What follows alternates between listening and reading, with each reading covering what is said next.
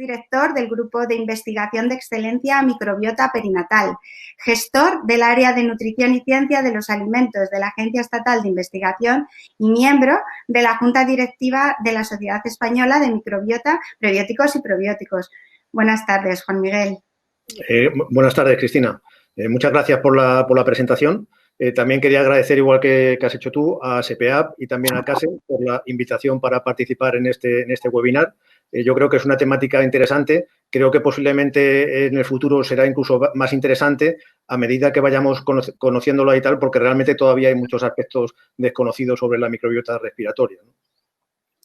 Muy bien, pues entonces voy a comenzar hablando un poquito sobre nuestra práctica y sobre lo que hacemos nosotros, los pediatras, y lo que vemos en relación a las infecciones del tracto respiratorio superior, que es el motivo principal de nuestras consultas de atención primaria, y su diagnóstico y tratamiento es nuestro quehacer diario. Las infecciones respiratorias en el niño son generalmente agudas y autolimitadas, y todos sabemos que la etiología más frecuente es la vírica. La inmadurez inmunológica favorece un aumento en la susceptibilidad de padecer infecciones. Todos conocemos los agentes etiológicos de las principales infecciones respiratorias pediátricas, no voy a hablar de ello. Pero sí quiero decir que más del 90% de las infecciones que tienen los niños durante los 2-3 primeros años de vida son virales y, por tanto, no van a precisar tratamiento antibiótico. Voy a comenzar hablando del resfriado común. Los niños en sus primeros 10 años de vida, sobre todo en los 3 primeros, van a presentar de 4 a 8 episodios anuales. Y su etiología más frecuente son los rinovirus, hasta un 50%, que están presentes durante todo el año, pero predominan al inicio del otoño y ahora, al final de la primavera. También son los más aislados en oído medio y en senos maxilares, sobre todo con cultivos con crecimiento concomitante de bacterias. Y todos sabemos el tratamiento del resfriado común es sintomático y no precisa antibióticos salvo complicación.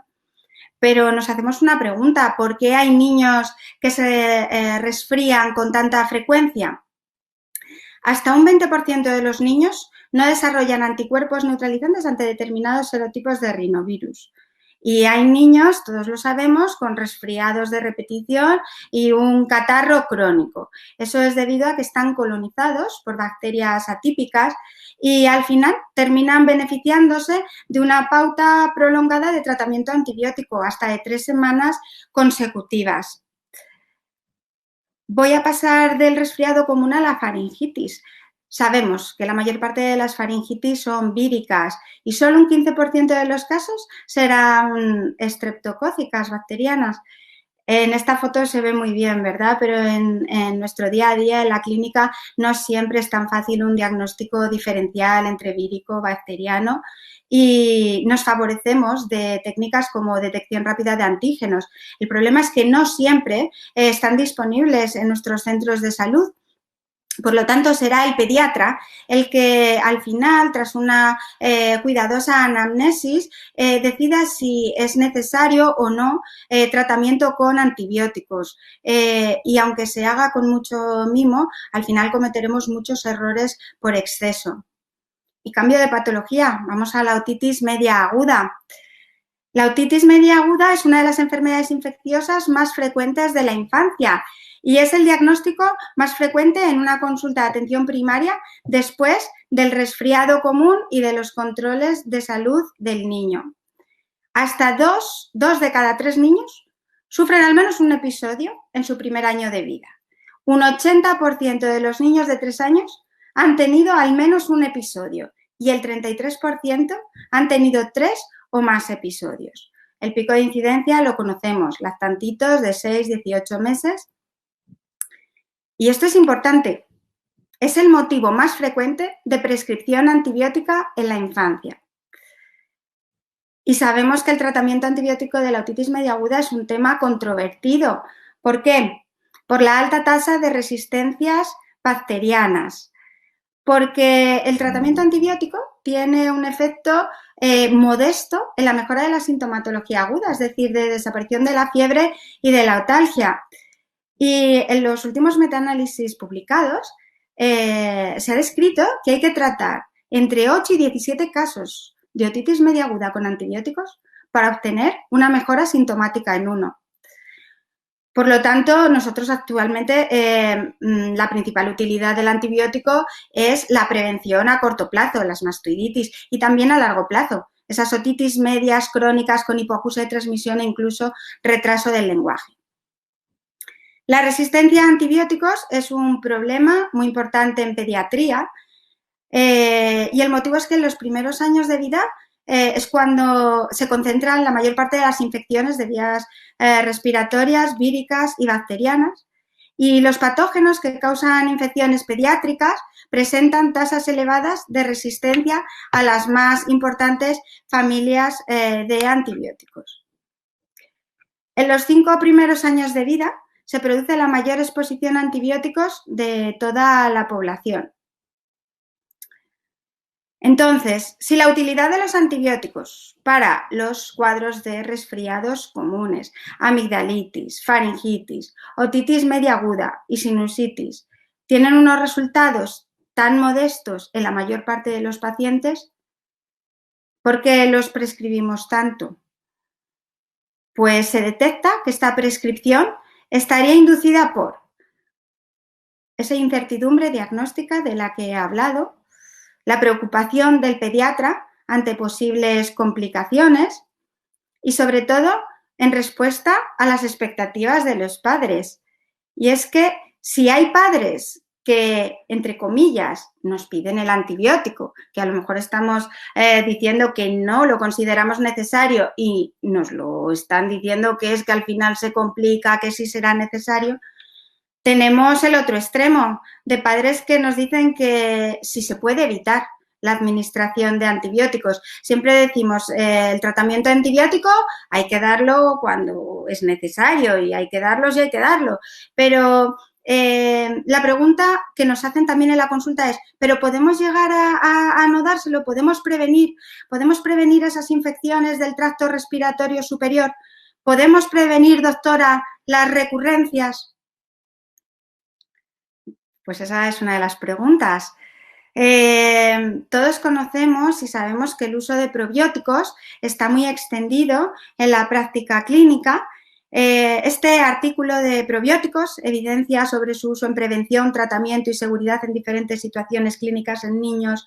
Estoy segura que lo habéis visto porque está en nuestra página web de SPAP y se analiza en él el papel de los probióticos en el ámbito de la prevención. Nos sugieren recomendaciones y evidencias de alta calidad sobre cuestiones relevantes a la utilización de los probióticos en distintas situaciones clínicas. Y, sobre todo, recomendaciones sobre el uso de cepas estrictamente definidas en la prevención de infecciones respiratorias de vías altas en niños. Por lo tanto, la pregunta que nos hacemos es, mediante la modulación de la microbiota, ¿realmente se pueden prevenir las infecciones del tracto respiratorio superior? Y una pregunta que todos nos hacemos, ¿vale cualquier cepa? ¿Cualquier cepa vale para cualquier proceso de infecciones de vías respiratorias superiores? A lo largo de la charla, aunque hemos hablado sobre todo de vías altas, también trataremos las vías bajas, pero bueno, vamos a ver sobre todo en vías altas. Juan Miguel, ¿qué te parece? Bueno, pues muchas gracias, Cristina. Yo voy a hablar, en primer lugar, unas consideraciones generales, porque me imagino que las personas que estén conectadas, a lo mejor hay una cierta heterogeneidad sobre el conocimiento de la microbiota de una forma muy básica. Luego comentaré algunas diferencias y paralelismos entre la microbiota intestinal, que es la más conocida, y la respiratoria, para centrarme ya en esta última, hablar de alteraciones en la composición de la microbiota respiratoria, lo que conocemos por disbiosis, y finalmente hablar un poco sobre la posible modulación o lo que conocemos hasta este momento. Entonces, simplemente eso, para empezar, simplemente comentaros, hay dos términos que muchas veces se utilizan de forma casi indistinta, microbiota y microbioma, pero obviamente tienen matices distintos. La microbiota son los microorganismos que viven en un ecosistema determinado y veis subrayado lo de viven porque quiere decir que están viables, que son habitantes vivos y que obviamente tienen un efecto importante, por ejemplo, sobre el metabolismo de un lugar determinado. Mientras que el microbioma, entendemos por microbioma el ADN, los ácidos nucleicos, en algunos casos el ARN, en el caso de los ARN virus, que existen en un ecosistema determinado. Y estos ácidos nucleicos pueden proceder de células vivas, pero también pueden proceder de células muertas, de fragmentos de ADN que estén libres, o sea, de distintas fuentes. No implica necesariamente viabilidad de los microorganismos.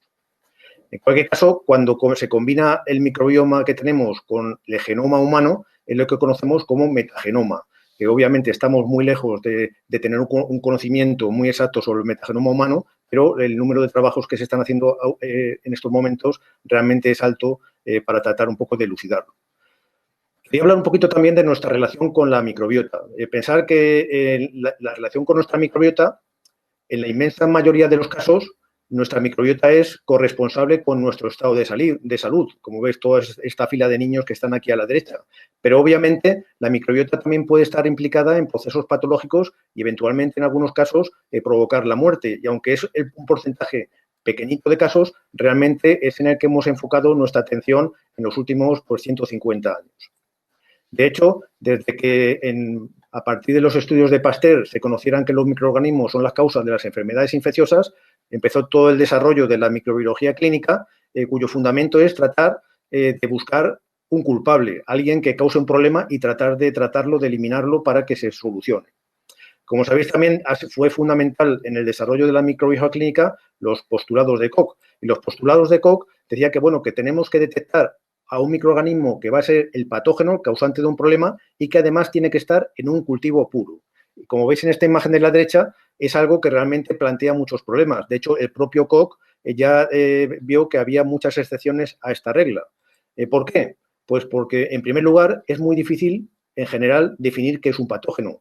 Hay algunos microorganismos, por ejemplo, el VIH, o por ejemplo, actualmente, pues todo el tema este del SARS, el CoV-2 y tal, pero para otros muchísimos microorganismos, el hecho de que un microorganismo actúe como patógeno o como actúe hasta como probiótico puede depender de distintas circunstancias, del estado del hospedador, de la ecología del lugar donde se encuentra, de qué cepa en cuestión es la que encontramos y a qué concentración está.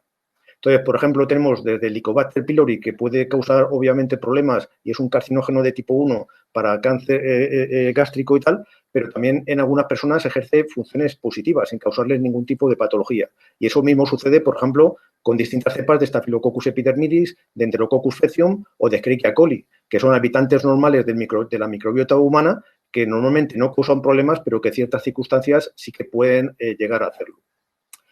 Luego la otra pregunta es si existen cultivos puros. Pues normalmente los patógenos no suelen estar en cultivos puros, salvo excepciones.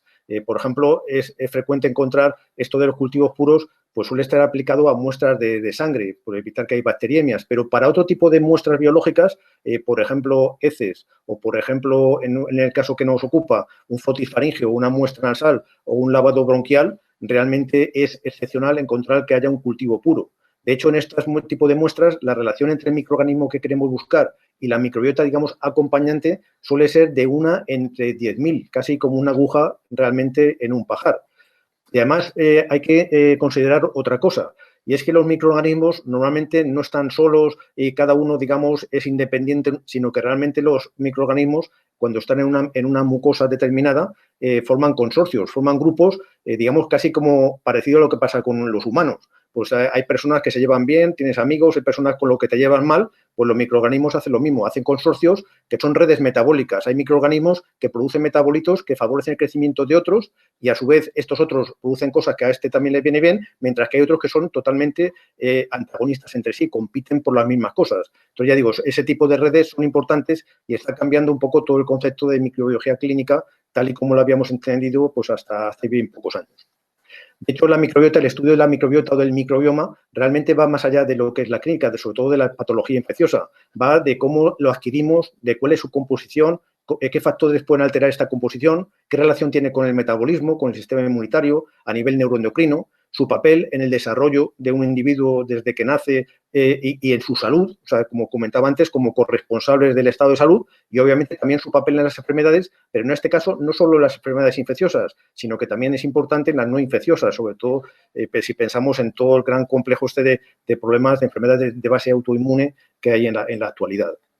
Y además, pensar, antes lo que os decía, en la microbiología clínica, en los protocolos que se utilizan en los servicios de microbiología, en los hospitales, en los laboratorios de análisis clínicos, se está buscando microorganismos determinados porque es lo que te viene en un protocolo. Sin embargo, cuando estudiamos la microbiota, los microorganismos que no están en la muestra, los ausentes, pueden ser igual de relevantes como los presentes. Hay veces que hay problemas que se explican más por lo que falta que realmente por lo que se tiene. Luego quería comentar brevemente también quiénes componen la microbiota o el microbioma, porque muchas veces cuando hablamos de microbioma, realmente al final del día estamos hablando de bacterioma. Estamos utilizando unas técnicas que nos permiten detectar, por ejemplo, ADN bacteriano o nos permiten aislar bacterias. Pero la microbiota es mucho más compleja e incluye todos los microorganismos que no son visibles, obviamente, a simple vista. Y obviamente también están los virus, las arqueas, las bacterias, los mohos, las levaduras, los protozoos, y incluso algunos autores incluyen los helmintos, sobre todo las formas de reproducción que también son microscópicas. Dentro de las bacterias, por ejemplo, que es lo más estudiado, distinguimos filos, y filos son grandes niveles taxonómicos, como si estuviéramos hablando, pensar, pues de animales, de plantas, de algas, digamos, a un nivel taxonómico muy alto. Entonces, estos son los más abundantes, no voy a entrar un poco y tal, pero los más abundantes en el microbioma humano, aunque hay muchos otros, los bacteroidetes, los firmicutes, las actinobacterias, las proteobacterias y verrucomicrobia, perdón. Entonces, os comento que los files es un nivel taxonómico muy alto y hay muchos estudios que están enfocados en este nivel taxonómico, pero pensar que en la importancia del concepto de cepa. Antes, Cristina ha preguntado sobre las cepas, si las cepas hay diferencias, cuál es mejor o peor. Las cepas es un concepto que a nivel de microbiota es básico, porque aquí veis un poco en la diversidad microbiana, según la escala taxonómica, tenemos los filos, tenemos clases, tenemos órdenes, pero es la cepa, o sea, la identidad, el 100% de identidad genética, lo que determina realmente la diversidad bacteriana en una muestra biológica. Es el nivel donde se produce mayor diversidad.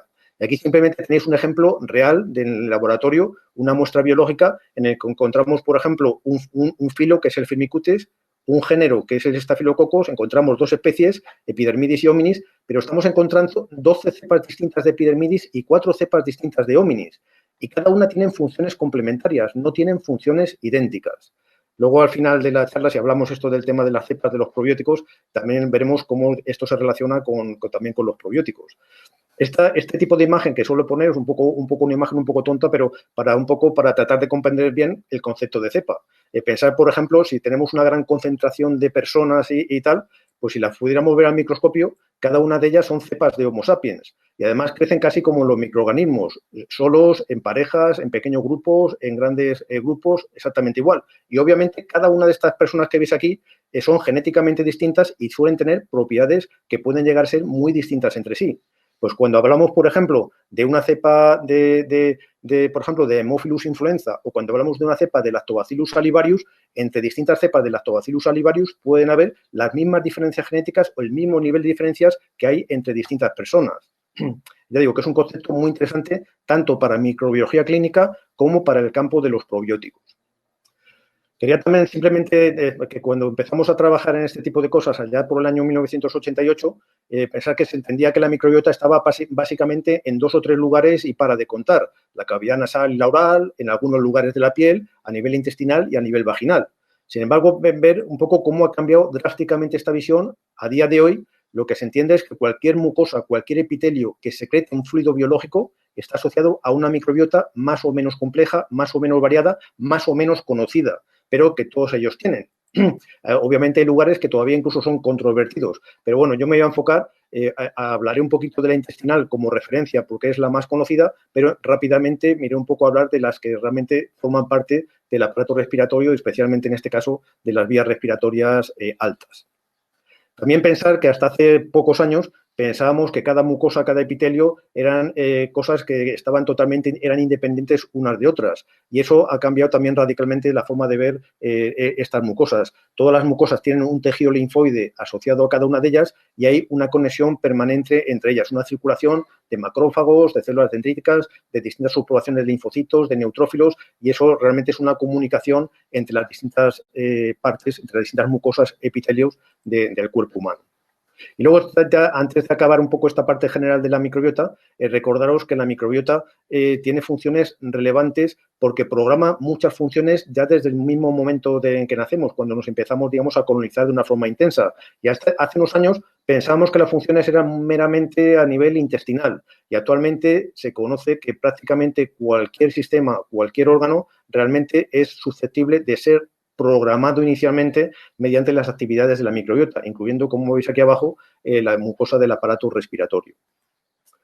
Como comentaba, quería seguir hablando un poco, la microbiota intestinal es la más conocida, porque por la cantidad de años que se lleva, y pensar que a pesar de ser la más conocida, todavía hay grandes lagunas en el conocimiento. Pues pensar una como el aparato respiratorio, que se ha empezado a estudiar relativamente más tarde, pues obviamente el nivel de conocimiento es incluso menor. Pero bueno, aquí tenéis una representación esquemática del aparato digestivo, desde la cavidad oral, pues hasta nivel rectal. Entonces, tiene una serie de peculiaridades, y es que, por ejemplo, el tránsito de la microbiota en el aparato digestivo siempre es unidireccional, siempre desde cavidad oral a nivel rectal. Y estos microorganismos, cuando atraviesan el aparato digestivo, tienen una temperatura que es relativamente uniforme en todo él, y el ambiente va creciendo desde el punto de vista anaerobio, no hay oxígeno, especialmente en el colon. Además, los microorganismos que atraviesan el aparato digestivo se encuentran con una serie de barreras, digamos, químicas. Por ejemplo, el pH ácido del estómago, la secreción biliar y el pH que se vuelve de repente muy alcalino en el intestino delgado. Y además, otra barrera importante, que es que va a haber una gran biomasa microbiana en el colon, y eso significa una competencia en la microbiota brutal. Van a ser mecanismos de competición puros y duros a ver quién realmente puede vivir en ese tipo de ecosistema. Además, a partir del estómago tenemos un epitelio glandular que está cubierto de mucus. Y hay otra peculiaridad que distingue muy bien el aparato digestivo, sobre todo de las vías bajas, como comentaré luego. Y es que, por ejemplo, en la luz del epitelio, en condiciones de salud, hay muy pocos macrófagos. Hay macrófagos cuando hay infección, pero en condiciones, y realmente las inmunoglobulinas que destacan son las inmunoglobulinas A, en cantidad que se encuentran, por ejemplo, en una muestra fecal. Mirad, por ejemplo, ahora aparece aquí el aparato respiratorio. Y una cosa que llama la atención, en primer lugar, es que hay ciertas zonas, como la cavidad oral o la faringe, que son comunes a los dos aparatos, al aparato digestivo y al aparato respiratorio. Y obviamente, ya digo, como voy a decir al final de esta diapositiva, son sitios distintos, anatómicamente distintos, y hay diferencias, pero obviamente también comparten partes y eso también va a resultar en ciertas analogías. Pero bueno, como digo, un poco cuáles son las principales diferencias. Pues, por ejemplo, en el aparato respiratorio, el tránsito de microorganismos es bidireccional, por movimientos ciliares, por reflejos de tusígenos, todo este tipo de cosas hace que los microorganismos realmente pueden ir en las dos direcciones. Y además, las condiciones también son bastante distintas. Desde el aire que está a temperatura ambiente hasta una temperatura de 37 grados más o menos en los alvéolos, hay todo un gradiente de temperatura. Y además eso es un ambiente radicalmente distinto de lo que encontramos en el aparato digestivo, especialmente en el colon. Es un ambiente completamente aerobio. Destaca la presencia de oxígeno. Las barreras físicas, por ejemplo, a partir de la laringe son mínimas y esto hace que las poblaciones sean más dinámicas. Quiere decir que los microorganismos que encontramos puede haber incluso más variabilidad entre individuos que las que encontramos cuando analizamos una muestra del aparato digestivo. Digamos, en las vías estas, bueno, hasta inicialmente puede haber, sobre todo en la tráquea, en bronquiolos, un epitelio cubierto de mucus que es parecido al que se puede encontrar como comentaba antes, en el estómago y el intestino, pero cuando entramos ya en los pulmones, en los alveolos, es un epitelio cubierto de surfactante, un material muy rico en lípidos, en algunas veces muy complejos, y además también hay una diferencia muy importante, y es que los alveolos contienen macrófagos alveolares residentes en la luz del epitelio. Son macrófagos que están patrullando para que no haya ningún problema, para los microorganismos que puedan llegar por allí realmente no causen problemas y se puedan eliminar lo más rápidamente posible. De tal manera que, por ejemplo, a diferencia del intestino, que hay una gran biomasa microbiana, en los pulmones, y también a diferencia, obviamente, de las vías, por ejemplo, en un lugar como la faringe o la cavidad nasal oral, en los pulmones hay una biomasa microbiana muy, muy pequeña, muy escasa y tal. Pensar también que durante muchos años la microbiota intestinal ha sido más conocida porque las técnicas que tenemos para recoger muestras y para analizarlas no son invasivas. Mientras que, por ejemplo, para encontrar una muestra pulmonar, obviamente las técnicas tienen que ser invasivas sí o sí. Luego podemos matizar cuando hablemos de las muestras que son más representativas, pero inicialmente para conocer lo que realmente microorganismos puede haber a nivel pulmonar en una persona sana hay que recurrir a muestras invasivas que en la mayor parte de los casos pues los comités de éticas pues, no dejan emplear, ¿no? Obviamente. Entonces, he comentado que hay una serie de similitudes, pero hay muchas diferencias y esto va a resultar en diferencias en la microbiota. Pero pensar que a pesar de estas diferencias, estamos hablando cada vez más en los últimos años de la existencia de un eje entre el intestino y los pulmones que implica un intercambio de información microbiana y también de información inmunológica y metabólica. Y obviamente no voy a entrar en detalles, pero es simplemente un esquema para que os dé la idea de la complejidad de las interacciones que pueden haber a estos niveles entre estas dos mucosas que aparentemente son tan distantes y pueden parecer diferentes entre sí. Bueno, me voy a centrar ahora ya en la microbiota respiratoria pura y dura. Entonces, cuando hablamos de la microbiota intestinal, siempre comentamos que hay muchos factores que pueden afectar a la composición. Y la microbiota respiratoria no es una excepción, pasa exactamente igual. Aquí simplemente como ejemplo representativo veis la cavidad nasal. Entonces, la composición de la microbiota nasal, de la que voy a hablar ahora brevemente, pues influye desde factores demográficos, la edad, el lugar donde se vive una persona, todo este tipo de cosas y tal, factores ambientales como tal, los factores genéticos, factores inmunológicos, pues la expresión de ciertas citoquinas, quimioquinas, factores de crecimiento en la mucosa nasal, factores inherentes a la colonización, que es decir, que hay microorganismos, hay unas condiciones ambientales dentro de la mucosa que a algunos microorganismos les viene mejor y en cambio a otros pues no les permite vivir bien allí. Los factores microbianos, las interferencias que comentaba entre distintos microorganismos y otro tipo de factores, cualquier cosa que podáis imaginar a este nivel.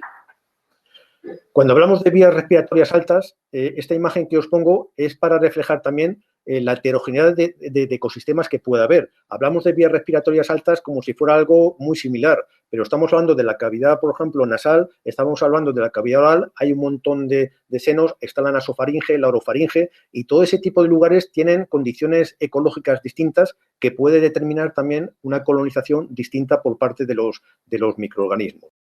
Aquí veis una imagen al microscopio de electrónico de una muestra de epitelio nasal y lo que se ven, pues todas estas flechitas que veis así como en rojo, vamos, en este color, que se ven los microorganismos como están, aquí se ven también cómo aparecen más difuminados y toda esta capa que veis aquí, que es la mucosidad, lo que, digamos, el ambiente en el que tienen que vivir.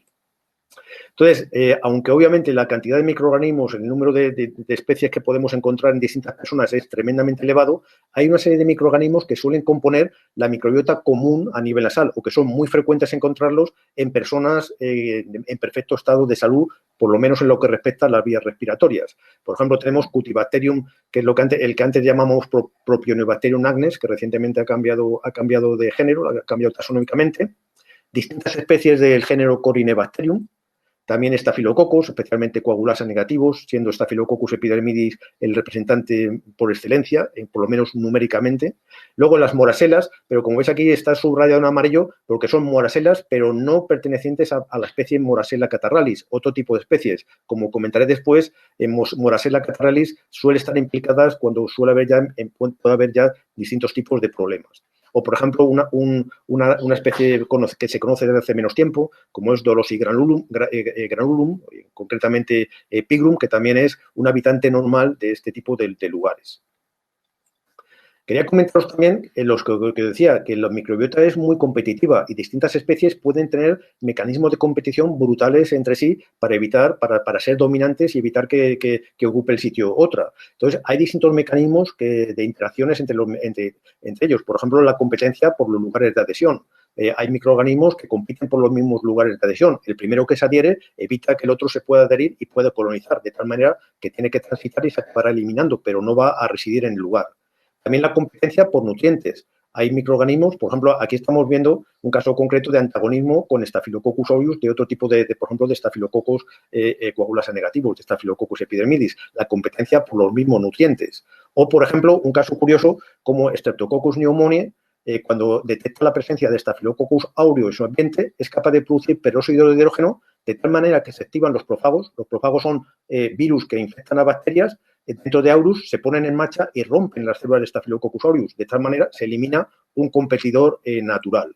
Y otro que es obvio y tal, que es la producción de compuestos antimicrobianos. Hay microorganismos que son capaces de producir compuestos antimicrobianos que no le afectan a ellos, pero sí que afectan a sus posibles competidores para, obviamente, eliminarlos digamos, de ese lugar. Aquí tenéis, por ejemplo, el caso, por ejemplo, de un biofilm, una biopelícula, una concentración muy elevada en este caso de Staphylococcus epidermidis, que están cubiertos de zoopolisacáridos, exoproteínas que producen los propios epidermidis que le protegen de ese ambiente, de un ambiente que puede ser hostil. Entonces, como veis en esta imagen, lo que quiere decir esto es que los Staphylococcus epidermidis son capaces de hacer que el epitelio respiratorio produzca péptidos antimicrobianos eucariotas, o sea, propios de humanos, propios de la mucosa respiratoria, de tal manera que inhiba a sus competidores, pero no le libera a él porque ha formado esta vía película que es refractaria a que estos antimicrobianos puedan atravesarla y puedan afectar a sus células. Pero además de inducir la producción de péptidos antimicrobianos por parte del epitelio, también produce toda una amplia gama de péptidos antimicrobianos que conocemos como bacteriocinas, algunas muy complejas, que estos obviamente también matan a sus competidores, pero como ellos expresan un gen de inmunidad frente a esta proteína que están produciendo, son inmunes a este tipo de problemas. Las interacciones pueden ser muy complejas. Os comentaba, estaba hablando ahora de Staphylococcus aureus con otro, por ejemplo, con Staphylococcus epidermidis. Entonces, está claro que tienen competiciones. Por ejemplo, las relaciones pueden ser, digamos, entre comillas, amistosas, por ejemplo, la que establece Cutibacterium agnes con Staphylococcus aureus, que fomenta la formación de biopelículas por aureus, pero pueden ser totalmente antagonistas. Por ejemplo, las corinebacterias antagonizan con aureus, los Ogranulum, como comentaba, también, y los Streptococcus pneumoniae, como os he dicho, también lo hacen. Pero es curioso que, por ejemplo, las corinebacterias cuando están solas o Dolosigranulum cuando está solo, intentan eliminar a Streptococcus pneumoniae, pero no lo consiguen. Pero cuando están presentes en el mismo ecosistema, que es lo normal que suceda, entre ellos dos sí que lo inhiben, son capaces de eliminar a Streptococcus pneumoniae de la mucosa respiratoria alta. Quería simplemente comentar que cuando hablamos de microorganismos parece que a veces están sueltos, viven en forma que llamamos planctónica, es decir, sueltos y tal, pero realmente en las vías respiratorias, especialmente en las altas, realmente los microorganismos, como comentaba antes en el caso de epidermidis, forman biopelículas, biofilms, que son muy complejos. Y son muy complejos y significan toda una barrera frente a los mecanismos del sistema inmunitario de control e incluso puede ser una barrera frente a los tratamientos antimicrobianos cuando este tipo de microorganismos producen una infección, aunque sea una infección oportunista. Quiero hablar brevemente, la microbiota comentaba, la microbiota oral, la cavidad oral forma parte tanto del aparato respiratorio como del aparato digestivo. Y esta imagen, obviamente, se ve pequeñita, pero lo que quiere decir esta imagen es que distintas partes de la cavidad oral pueden tener también microbiotas muy distintas entre sí. Pero bueno, en nuestro caso concreto, la que más nos interesa es la que encontramos en la saliva. Y es la que más nos interesa porque es la que deglutimos, es la que pues podemos consumir incluso hasta, se estima que una persona sana media consume al menos 2 litros de saliva al día y obviamente es la que va a progresar y va a tener contacto tanto con, va a progresar hacia el tracto gastrointestinal o puede incluso llegar, obviamente, a vías respiratorias. En este caso también podríamos hablar de un montón de especies distintas, de un montón de géneros distintos, pero por ejemplo, entre los que se suelen encontrar en la saliva de forma habitual en personas que no tienen problemas, encontramos pues distintas especies de los géneros Actinomyces, Neisseria, Prevotella, Streptococcus, especialmente del grupo Mitis y Salivarius, especies Mitis, especies Salivarius, Oris, Peroris, Parasanguinis, que por ejemplo son grandes competidoras de Streptococcus pneumoniae. Y también, por ejemplo, las Veillonellas, que también son muy características de la cavidad oral. Vuelvo a repetir, hemos hablado de nasal, oral, que forman parte de las vías de las vías respiratorias. Aquí no he nombrado microorganismos que también suelen estar presentes a concentraciones más pequeñitas y tal, pero que pueden ser importantes, por ejemplo, Haemophilus, que veremos próximamente en alguna próxima diapositiva cómo suele causar muchos problemas, Fusobacterium, que pueden causar problemas a otros niveles, o, por ejemplo, distintas especies de Lactobacillus. En la cavidad oral es muy frecuente Salivarius, de ahí su nombre, que también puede antagonizar con las que pueden causar problemas en un momento determinado. Llegamos así a la faringe, y la faringe significa, como veis aquí, una especie de cruce de caminos. Entonces, hemos hablado de la cavidad nasal, de la microbiota nasal, entonces que se destaca por la presencia de una gran cantidad de mucus, de mucosidad. Hay microorganismos que son residentes o inhalados, pero que con esta mucosidad incluso pueden ir progresando hacia abajo. La cavidad oral, consumimos alimentos, consumimos bebidas. Comentaba antes la gran cantidad de saliva que producimos, y también tenemos microorganismos que residen habitualmente o que hemos ingerido con los alimentos, con la bebida, con contacto con el ambiente. Y obviamente también va a progresar hacia abajo. De tal manera que hay una zona, y cuando atravesamos la nasofaringe, atravesamos la orofaringe, llegamos a una zona que es una zona común, donde vamos a encontrar una microbiota mixta, que es una mezcla de la que encontramos en esos dos lugares, de tal manera que es particularmente compleja y particularmente abundante. En condiciones normales, cuando deglutimos, sea especialmente saliva, los alimentos, bebidas o la mucosidad, se produce la epiglotis, el reflejo, de tal manera que se cierran las vías respiratorias y digamos que la inmensa mayoría de este tránsito va hacia el ámbito gastrointestinal. Sin embargo, este movimiento constante de la epiglotis de cerrarse, abrirse, también genera movimientos de la saliva, de los alimentos, de las bebidas, generan movimientos y hacen que se formen aerosoles. Se forman aerosoles de tal manera que estos aerosoles que se forman, pequeñas gotitas que vehiculan, pueden llevar microorganismos asociados, pues obviamente si lo deglutimos, el aparato respiratorio está en las vías hacia la tráquea, está cerrado por la epiglotis y tal, se van hacia el tracto gastrointestinal, donde se encontrarán con una microbiota, que he comentado antes, de una biomasa muy elevada, pero cuando respiramos, esto se abre, de tal manera que estos aerosoles también pueden progresar y pueden acabar en los pulmones, donde he comentado que hay mecanismos que impiden que puedan proliferar de una forma abundante y la microbiota suele ser de una baja biomasa. Como ha comentado Cristina, vamos a hablar fundamentalmente de las vías respiratorias altas, pero bueno, al final, si tenemos tiempo, pues también podemos comentar qué sucede a nivel pulmonar.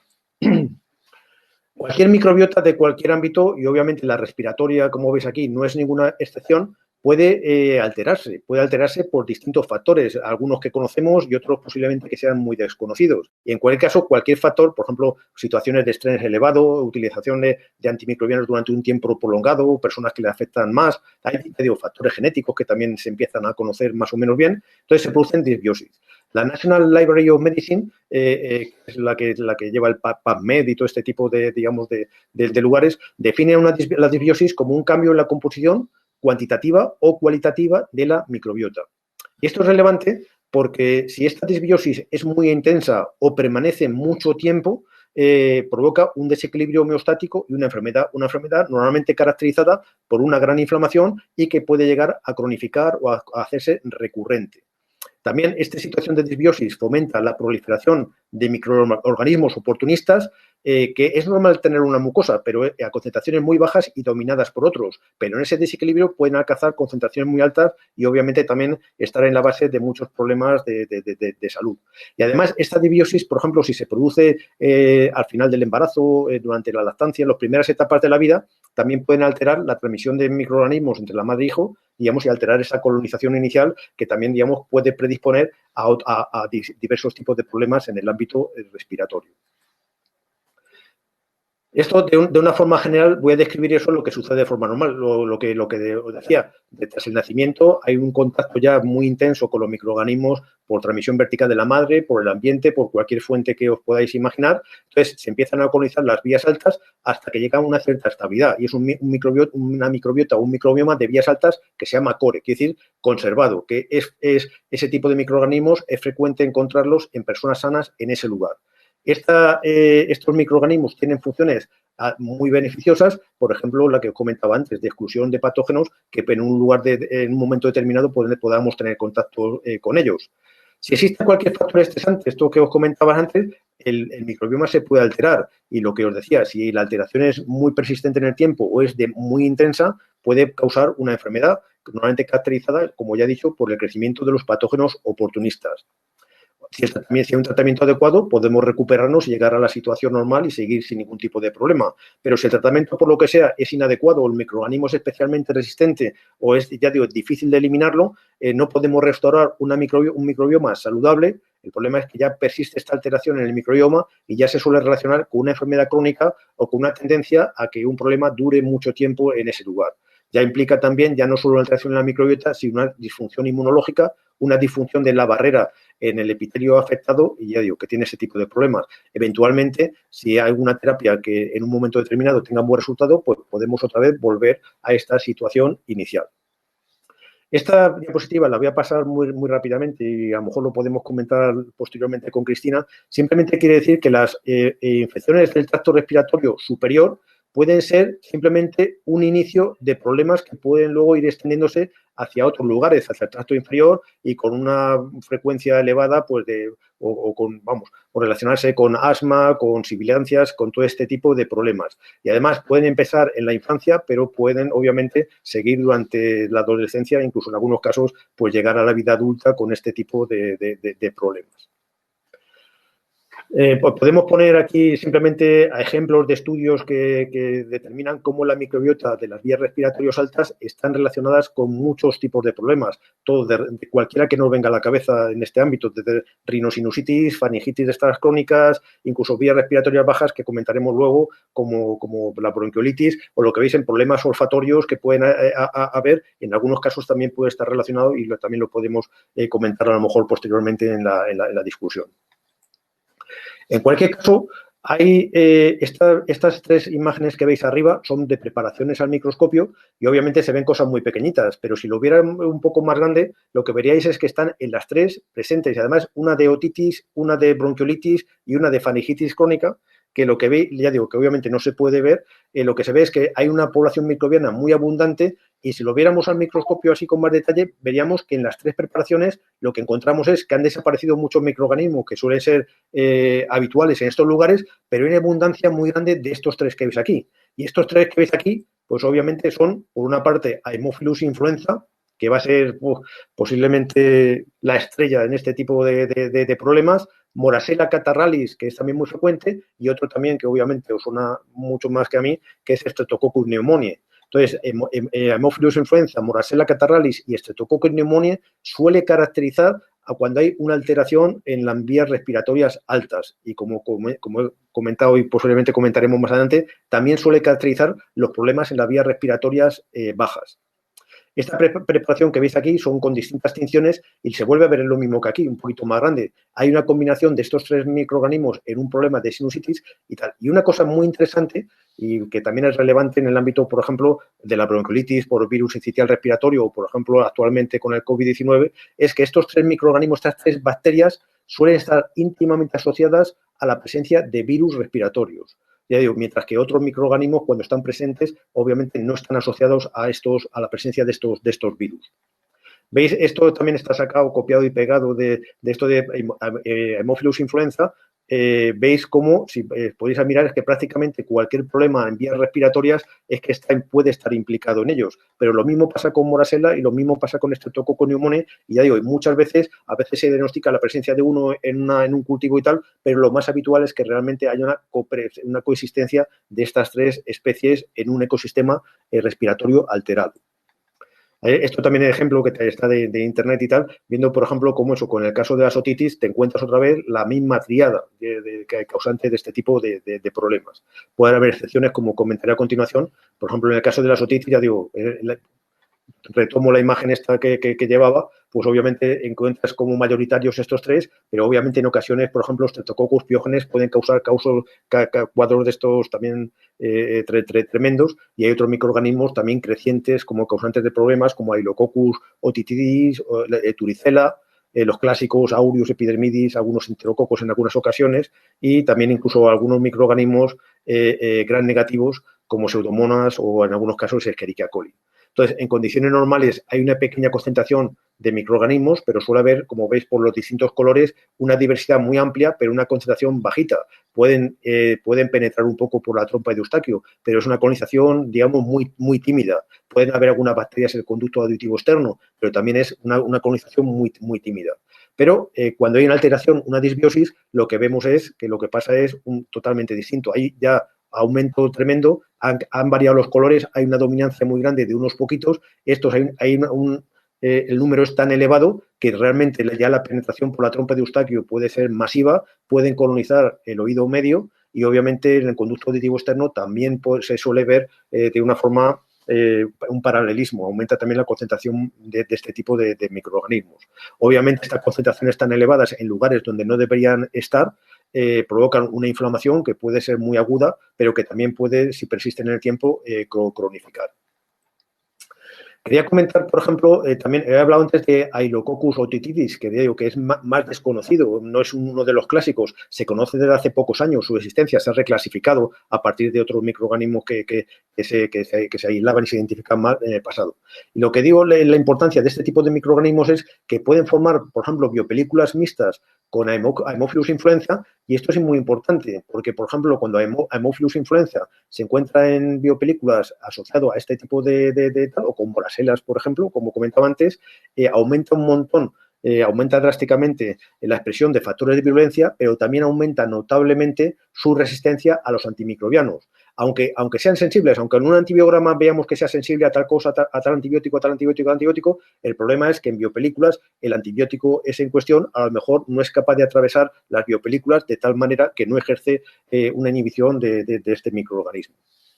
Aquí veis de una forma ya al microscopio más detallada estas biopelículas en las que están presentes estos dos microorganismos, cómo son espesas y cómo se van cubriendo las células con este material que ya vuelvo a repetir, para muchos antibióticos les cuesta difundir a través de este tipo de materiales.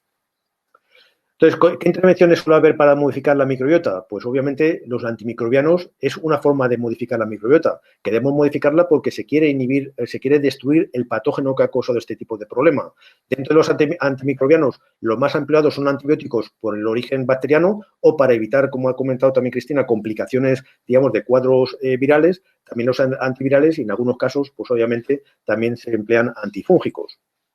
Y, por ejemplo, comentaba antes el caso de las otitis media y cualquier otro tipo de otitis. Cuando se ven este tipo de recomendaciones, en todas ellas, por ejemplo, la terapia se incluye terapia antibiótica en muchas guías, antibiótico, terapia antibiótica y obviamente también otro tipo de aproximaciones en el caso en lo que no se pueda controlar. Pero los antibióticos, como veis, están en muchas recomendaciones. Y esta imagen que vais a ver muy pequeñita y posiblemente no se vea bien, significa un poco lo que comentaba antes. Estamos hablando de biopelículas y cómo, por ejemplo, en las biopelículas muchos antibióticos, por ejemplo típico, los betalactámicos, tienen baja capacidad de penetración en las biopelículas, pero, por ejemplo, cuando incluso los residuos que van entrando en las biopelículas, el metabolismo de los propios microorganismos es capaz de inactivarlos de tal manera que obviamente pues el efecto que puede tener puede ser muy distinto del que cuando vemos un cultivo puro y hacemos un antibiograma que el antibiótico, digamos, está contactando con el microorganismo por todos los lados.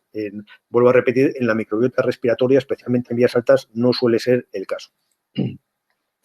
Luego, obviamente, que sopesan los riesgos y beneficios de los antibióticos. Son medicamentos que han sido muy útiles y van a seguir siendo muy útiles, pero obviamente hay que sopesar en algunos casos, sobre todo cuando no dan los resultados adecuados, ¿no? Tras varios intentos. Por una parte, los efectos adversos que pueden tener, que obviamente pueden haberlos, pero digamos un poco los que más preocupan recientemente en este tal, la selección de bacterias resistentes. Está claro que en 10, 15, 20 años hemos asistido a un aumento notable en las cepas, por ejemplo, de neumonía o de influenza, que son ya multiresistentes a antibióticos, lo cual dificulta el tratamiento cuando causan una infección y además muchas veces estos mecanismos de resistencia implican la existencia de genes que codifican estas resistencias, de tal manera que estos genes lo pueden transmitir incluso a otros microorganismos en una comunidad determinada, en una mucosa determinada y transmitir pues, entre unas personas y otras. Y luego, otra cosa que ha pasado, digamos, casi inadvertida durante muchos años, pero que en estas últimas décadas pues, ha adquirido también una importancia relevante, que es que los antibióticos son antimicrobianos de amplio espectro. quiere decir que pueden matar al microorganismo que te causa un problema, pero también mata a los microorganismos que te pueden causar ciertos beneficios. Y esta alteración de la microbiota, hemos comentado que la microbiota tiene funciones pero decisivas a nivel de la barrera en las mucosas, a nivel metabólico, a nivel de inmunomodulación, y cada vez hablamos más también de neuromodulación. Y lo que está claro es que cómo adquirimos la microbiota cuando somos niños, lo que estamos viendo es que tiene repercusión en cuando seamos ancianos. Y eso, ya digo, cada vez los estudios longitudinales van más en esa dirección. Digo, ¿cómo nos colonizamos al principio? Obviamente puede haber otros muchísimos factores que afecten a la salud, pero es uno de los factores relevantes de cómo va a ser nuestra salud incluso a medio y largo plazo. Desde hace en revistas, en Science, en Nature, en estas revistas así tan relevantes en nuestro ámbito y tal, se ha ido alertando también en los últimos años de que se está asistiendo cada vez más a una pérdida de diversidad transgeneracional. ¿Qué quiere decir esto? Pues que quiere decir que cada vez se transmiten mucho menos microorganismos, por ejemplo, entre una madre y un hijo. Y obviamente, pues todo lo que es una forma de vida occidental, tratar de evitar el contacto con microorganismos, pues ha sido como se ha por lo menos ha hipotetizado como una de estas causas de esta pérdida de diversidad transgeneracional. Entonces, esto, como veis aquí, cada generación podría empezar la vida con un nivel de microorganismos bastante ínfimo. Esto ya digo, en revistas estas relevantes, lo que hace hincapié es que, bueno, es que el problema es que perdemos microorganismos beneficiosos y obviamente esto puede causar problemas. Y está claro que todas las medidas de salud pública que se han hecho hasta ahora son muy relevantes. Cuando estamos hablando, por ejemplo, del disponer de agua potable, que es uno de los grandes éxitos de la medicina preventiva de nunca, o disponer, como hemos comentado, de antibióticos, disponer de vacunas, eso ha mejorado la salud pública en general de una forma tremenda. Y ha bajado, y como veis aquí en esta gráfica, que es una gráfica de estas clásicas del Lancet, que siempre se pone como ejemplo de estos casos, por ejemplo, las grandes enfermedades infecciosas, de estas que tenían una mortalidad y una morbilidad tan elevada hace apenas 150 años, y en algunos casos incluso de forma más reciente, cómo la incidencia en nuestro ámbito, en los países de nuestro entorno, ha disminuido de una forma radical. Pero, como veis aquí, está la otra cara, y es que, bueno, evitar privar el contacto con los microorganismos que, digamos, de alguna manera enseñaban a nuestro sistema inmunitario, lo que ha derivado es en un aumento paralelo en las enfermedades de tipo autoinmune. Entonces, lo que se pretende es que, obviamente, estas medidas que han sido tan relevantes no las vamos a dejar, pero ¿de qué manera podemos hacer que tampoco se cause este problema? ¿Qué manera podemos hacer para tratar de que no eliminemos esto, pero que vaya asociado a un aumento de otro tipo de problemas?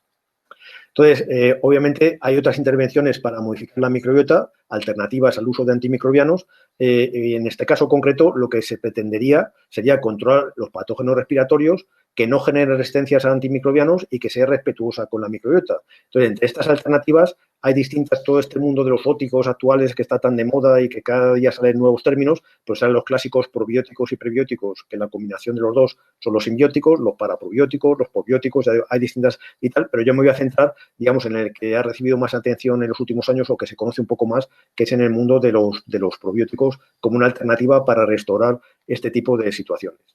Entonces, simplemente la definición, los probióticos se definen por la FAO y la OMS como aquellos microorganismos vivos que cuando se consumen en cantidades adecuadas afectan beneficiosamente a la salud del hospedador. La OMS y la FAO igualmente lo que recomiendan es que realmente se haga una buena evaluación, que se mire la seguridad, que se mire la funcionalidad frente a dianas específicas, en este caso para problemas respiratorios, que sea económicamente, tecnológicamente, legalmente viables, que se hagan ensayos clínicos adecuados. Todas las técnicas modernas de transcriptómica, de proteómica, de genómica, de metabolómica nos están ayudando a encontrar marcadores más rápidamente de lo que lo teníamos tiempo atrás, y cuando todo esto se alinea, podemos tener un probiótico que se puede comercializar. Y también es importante, durante la comercialización, el control de calidad. Es importante saber que el microorganismo concreto que va en un producto está realmente y a la concentración a la que ponen el etiquetado. Pensar que el control de calidad en probióticos es una cosa que algunas empresas lo hacen muy bien, pero otras realmente no se hacen. Y eso es un tema de conflicto incluso en la actualidad. Se han desarrollado algunas cepas específicas. Nosotros hemos trabajado en esta en concreto tiempo atrás en Lactobacillus salivarius PS7, que es una cepa que, por ejemplo, va bastante bien para la prevención bastante mejor que para el tratamiento de las otitis medias, agudas medias y tal, sobre todo los casos recurrentes, que a lo mejor no ayuda a prevenir el 100% de los casos, pero si tienes una prevención del 70% de los casos, significa que muchos niños a lo mejor no necesitan utilizar un antibiótico para evitar estas recurrencias. Y obviamente otro tipo en otros lugares también que tienen resultados similares con otro tipo también de cepas. Quería comentar simplemente que, por ejemplo, ya hay algunos metaanálisis y algunas revisiones sistemáticas de ensayos de probióticos para tratamiento de enfermedades respiratorias en niños y en poblaciones en general. Y todos ellos, aún la diversidad grande que hay, en el sentido de que en algunos casos el número de personas reclutadas es mayor, en otros menor, en unos casos se utiliza una cepa, en otros otro, la duración es distinta. Estamos hablando de ensayos que pueden ser distintos, pero como veis en estas imágenes, prácticamente en todos los casos, salvo alguna excepción, pero en todos los casos lo que se ve es que los resultados favorecen al probiótico con respecto a los grupos placebo. Por ejemplo, veis aquí, realmente reduce la incidencia y, por ejemplo, también puede reducir otro metaanálisis en el que los resultados es parecido, por ejemplo, en la duración media de un episodio de infección, de una infección de tracto respiratorio en vías altas, como realmente, digamos, que favorece los estudios al probiótico, o, por ejemplo, en el número de participantes que emplearon antibióticos, la disminución fue mucho menor en el caso cuando se emplea los probióticos, o, por ejemplo, en el absentismo escolar en los niños debido a las infecciones del tracto respiratorio. También, digamos, todas las comparaciones benefician los metaanálisis que se han hecho hasta ahora a los probióticos. Este es igual, para no repetir, pero un poco, pues esto, los días de asentismo en las escuelas, en el trabajo, en el caso de los padres, en la escuela, en el caso de los niños, la duración media de los episodios, pues en todos los casos, digamos, en comparación de todos los metaanálisis, favorece al probiótico, incluso aunque pueda haber cepas, como veis aquí, o ensayos que no ven esa diferencia. Quería comentar en torno a los probióticos que el microbioma respiratorio de los niños sanos se caracteriza por la presencia de bacterias comensales de ciertas especies comensales que son potencialmente protectoras y la ausencia o escasa abundancia de los patógenos respiratorios clásicos. De tal manera que entre estas bacterias comensales que encontramos cuando no hay problemas y que son diferentes de las que encontramos cuando hay problemas, posiblemente sea un lugar idóneo para la selección de cepas para dianas respiratorias específicas. Pensar, por ejemplo, que hasta ahora muchas cepas que se han empleado para aparato respiratorio, para problemas respiratorios, son cepas que ya existían pues, para el ámbito intestinal, para otro tipo de ámbito, pero que funcione bien en el ámbito intestinal no quiere decir en ningún modo que tenga que funcionar bien para el respiratorio. Puede ser, pero hay que demostrarlo.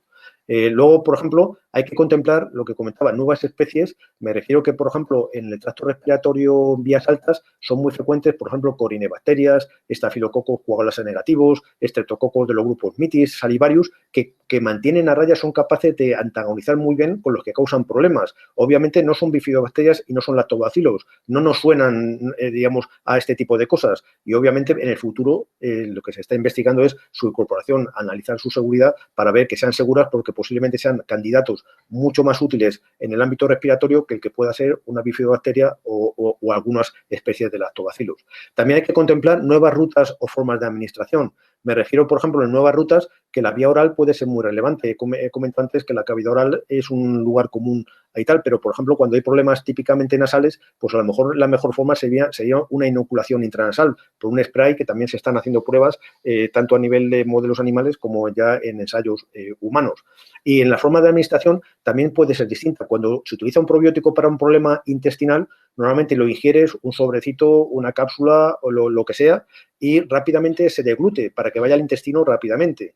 Mientras que si nosotros lo que queremos es que tenga una acción en la mucosa respiratoria, posiblemente tengamos que darlo de una presentación en el que dure un cierto tiempo, por ejemplo, en la cavidad oral, en la faringe, para que obviamente el tiempo de acción pueda ser mayor. Eso no quiere decir que no se busque combinaciones de efectos intestino-respiratorio por el eje este que he comentado antes, intestino-pulmón, todo este tipo de cosas, está claro, pero pueden haber cepas que tengan efectos positivos a esos niveles. Al final comentaré un ejemplo, ahora en unos momentos, pero obviamente siempre hay que demostrarlo. Si no hay una demostración clínica, en ensayos clínicos bien diseñados, pues no podemos inferir que un probiótico que vaya bien para el ámbito intestinal pueda ir muy bien también para el ámbito respiratorio.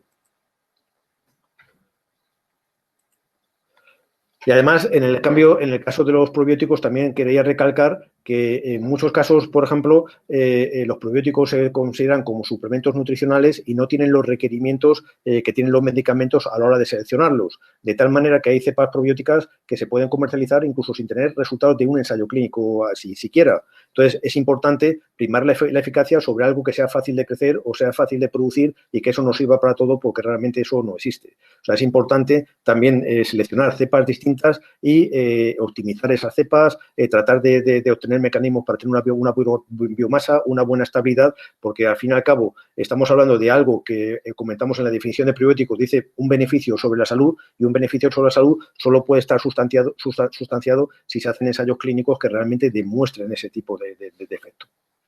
Este es el ejemplo que os comentaba, por ejemplo, de la cepa esta de Lactobacillus salivarius, EPS7, que obviamente cuando se administra por vía oral, lo que se pretende es que se esté un poco por la cavidad oral, por la faringe, para que tenga un efecto mayor. Y tiene distintos mecanismos, desde la exclusión competitiva, lo que comentabas, la coagregación, por ejemplo, con otopatógenos, porque va dirigido a las infecciones, obviamente, del oído. Sabemos que producen algunas sustancias antimicrobianas y que las pueden producir en este tipo en la faringe, tienen efecto inmunomodulante. Pero, obviamente, lo que os comentaba, este también se deglute y va a pasar a la mucosa intestinal. Y lo que estamos viendo es que hay efectos inmunomoduladores marcadamente antiinflamatorios en la mucosa intestinal que rápidamente también se reflejan, por ejemplo, en la nasofaringe o en la orofaringe o en la zona común entre los dos tractos. Pero vuelvo a repetir que, obviamente, hay que analizarlo y hay que demostrar que realmente eso sucede porque no tiene por qué ser así en todos los casos. Ya simplemente como conclusión, lo que os decía, todavía hay muchos aspectos que ignoramos sobre la microbiota respiratoria, sobre todo las grandes diferencias que puede haber entre cuando hay problemas.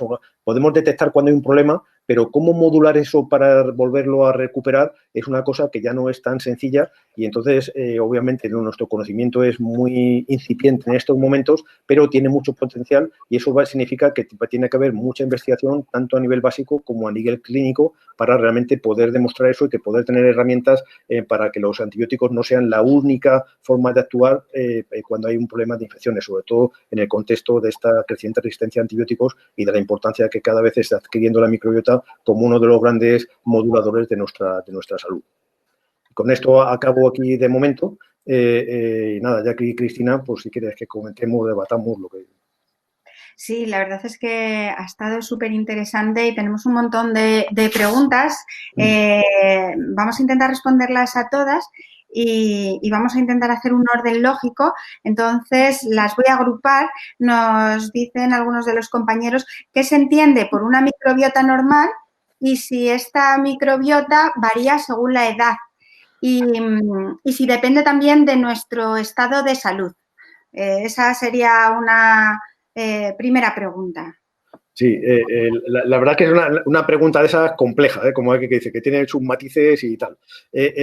La microbiota, digamos, una microbiota normal, la definición de qué es una microbiota normal creo que no lo sabe nadie. O sea, en el sentido me refiero de que una microbiota normal no se define por cómo se llaman los microorganismos que tenemos en un lugar dado, sino que viene definida por las funciones que tienen que tener. O sea, una microbiota tiene que tener una serie de funciones y si está fulanito o está menganito, pero tienen funciones similares, ya digo, podemos tener 50 personas con una función respiratoria totalmente normal con 50 composiciones distintas. Van a tener ciertas similitudes. Hay microorganismos que están y tal, pero a lo mejor te da igual que tengas un Staphylococcus epidermidis que un Staphylococcus hominis, o te da igual que tengas un Streptococcus mitis que un Oralis, un Peroris, mientras que tengan funciones similares. Entonces, lo que estamos viendo es que una microbiota normal se define más por las funciones que ejerce esa microbiota en ese lugar concreto que por cómo se llaman los microorganismos y tal. Eso pasa también a nivel intestinal, que también lo estamos viendo de una forma creciente. Normalmente suele haber una redundancia en funciones, hay microorganismos con funciones redundantes, de tal manera que tiene que haber un estrés muy grande para que eso se pueda llegar a alterar, pero obviamente puede pasar. Muchas veces cuando la gente piensa que, por ejemplo, cuando tomas antibióticos durante un tiempo prolongado o a gente con y tal, mucha gente piensa que perdemos los microorganismos, que mata la microbiota, y eso no es así. Después de un tratamiento antibiótico, aunque sea prolongado, la concentración microbiana suele ser la misma o incluso mayor. Lo que ha variado es la diversidad. Tienes unos pocos que han crecido muchísimo, mientras que otros que tenían que estar han desaparecido de tal. Entonces, ya digo que eso de las funciones es relevante y creo que está determinando un poco la forma de enfocar los estudios de la microbiota a medio y largo plazo. Digo, cambiar un poco ese tipo de paradigma.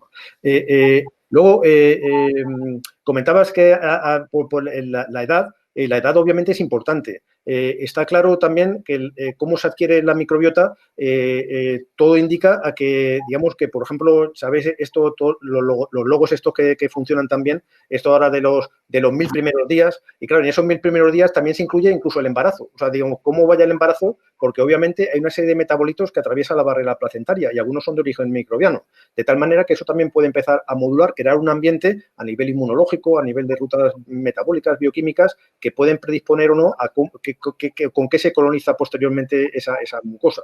Entonces, la forma de nacimiento es curioso también porque siempre habíamos pensado que la forma de nacimiento determina mucho la microbiota intestinal, la microbiota respiratoria, y de hecho a esos ensayos hay estudios, incluso ensayos clínicos de comparación. Es curioso también porque hace unos pocos meses han salido varios trabajos y uno de ellos decían, bueno, pues, por ejemplo, la diferencia que hay entre un niño nacido por parto vaginal y un niño nacido por cesárea.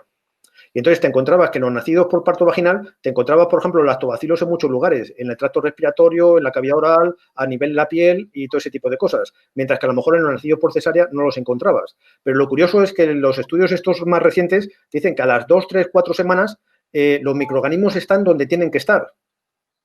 O sea, me refiero que no sabes cómo, de qué manera, porque obviamente es una cosa que es un poco fascinante, porque ya digo que de dónde vienen los microorganismos, etcétera. Lo que te encuentras es que al final de 2 o 3 semanas hayan nacido por parto vaginal o hayan nacido por cesárea, si no hay ningún otro tipo de problema relevante, lo que te encuentras es que tienes lo que tienes que tener en el aparato respiratorio en las vías altas.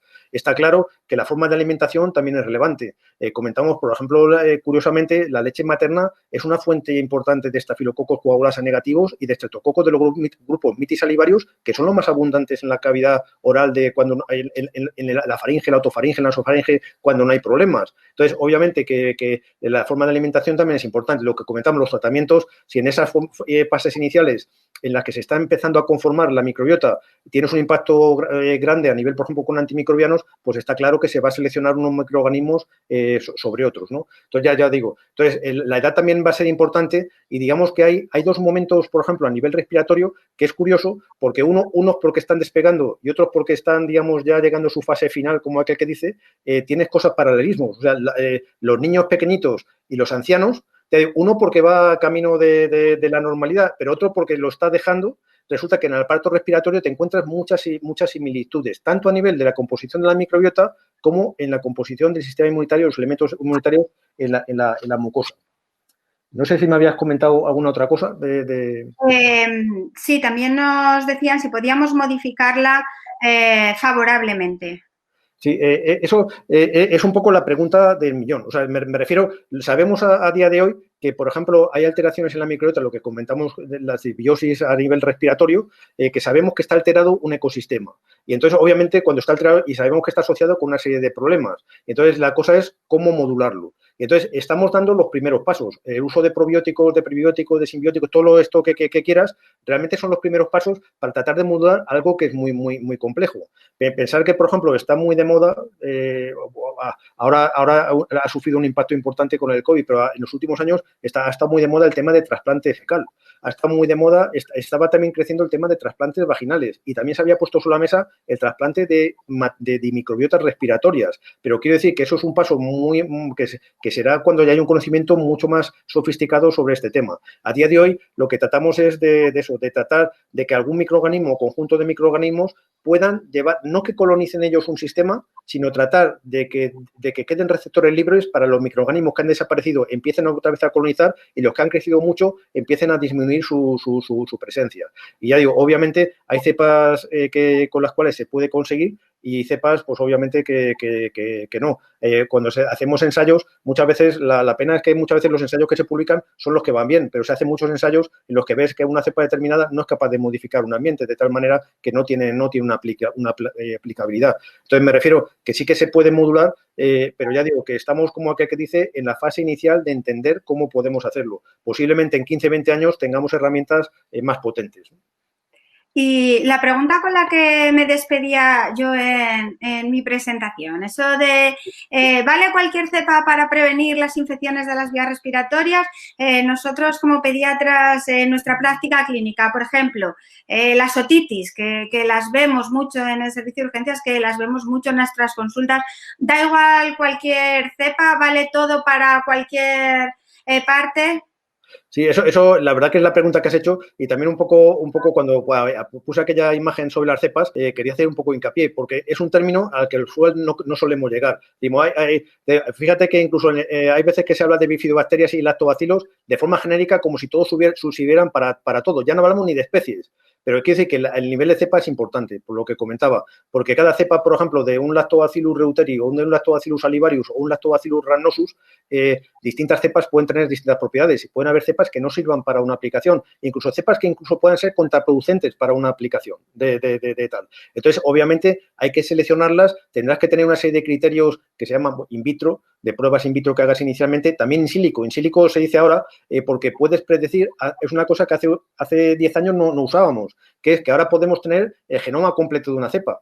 Y el genoma completo de una cepa te puede orientar muy bien hacia la selección de una cepa u otra, en el sentido de que si tú encuentras genes, por ejemplo, que son capaces de interferir en la inmunomodulación o en la producción de metabolitos que pueden ser interesantes, bueno, sabes que tienes esos genes, tendrás que demostrarlo que eso se expresa o no, pero sabes que tiene la base genética. Mientras que si te encuentras cepas que no tienen la base genética, entonces en ningún caso pueden tener esa propiedad de tal. Entonces ya digo que nos va dirigiendo, pero en cualquier caso al final del día son los ensayos lo que lo tiene que hacer. Comentaba antes que las cepas pues son muy diversas y lo que hay que seleccionar es realmente, ya digo, hay veces que encontrar una cepa que realmente sea útil para una patología es una aguja en un pajar y hay que demostrarlo. Y ese concepto un poco de los probióticos, de que cualquier cosa sirve para algo, yo creo que lo que más daño hace es al propio campo de los probióticos, en el sentido de que al final dices, bueno, ¿esto qué pasa? Que entonces ahí te encuentras a veces cepas o propaganda de algunas cepas que solo con ese producto en la farmacia no necesitaríamos tener otros medicamentos porque casi parece que sirven para todo. De tal, y obviamente no es el caso. Ya digo,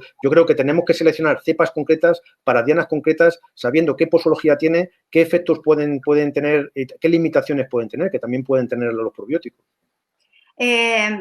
Tenemos otra de las preguntas que nos dicen si un probiótico administrado como terapia se multiplica en el organismo. Dice, es decir, ¿es capaz de persistir?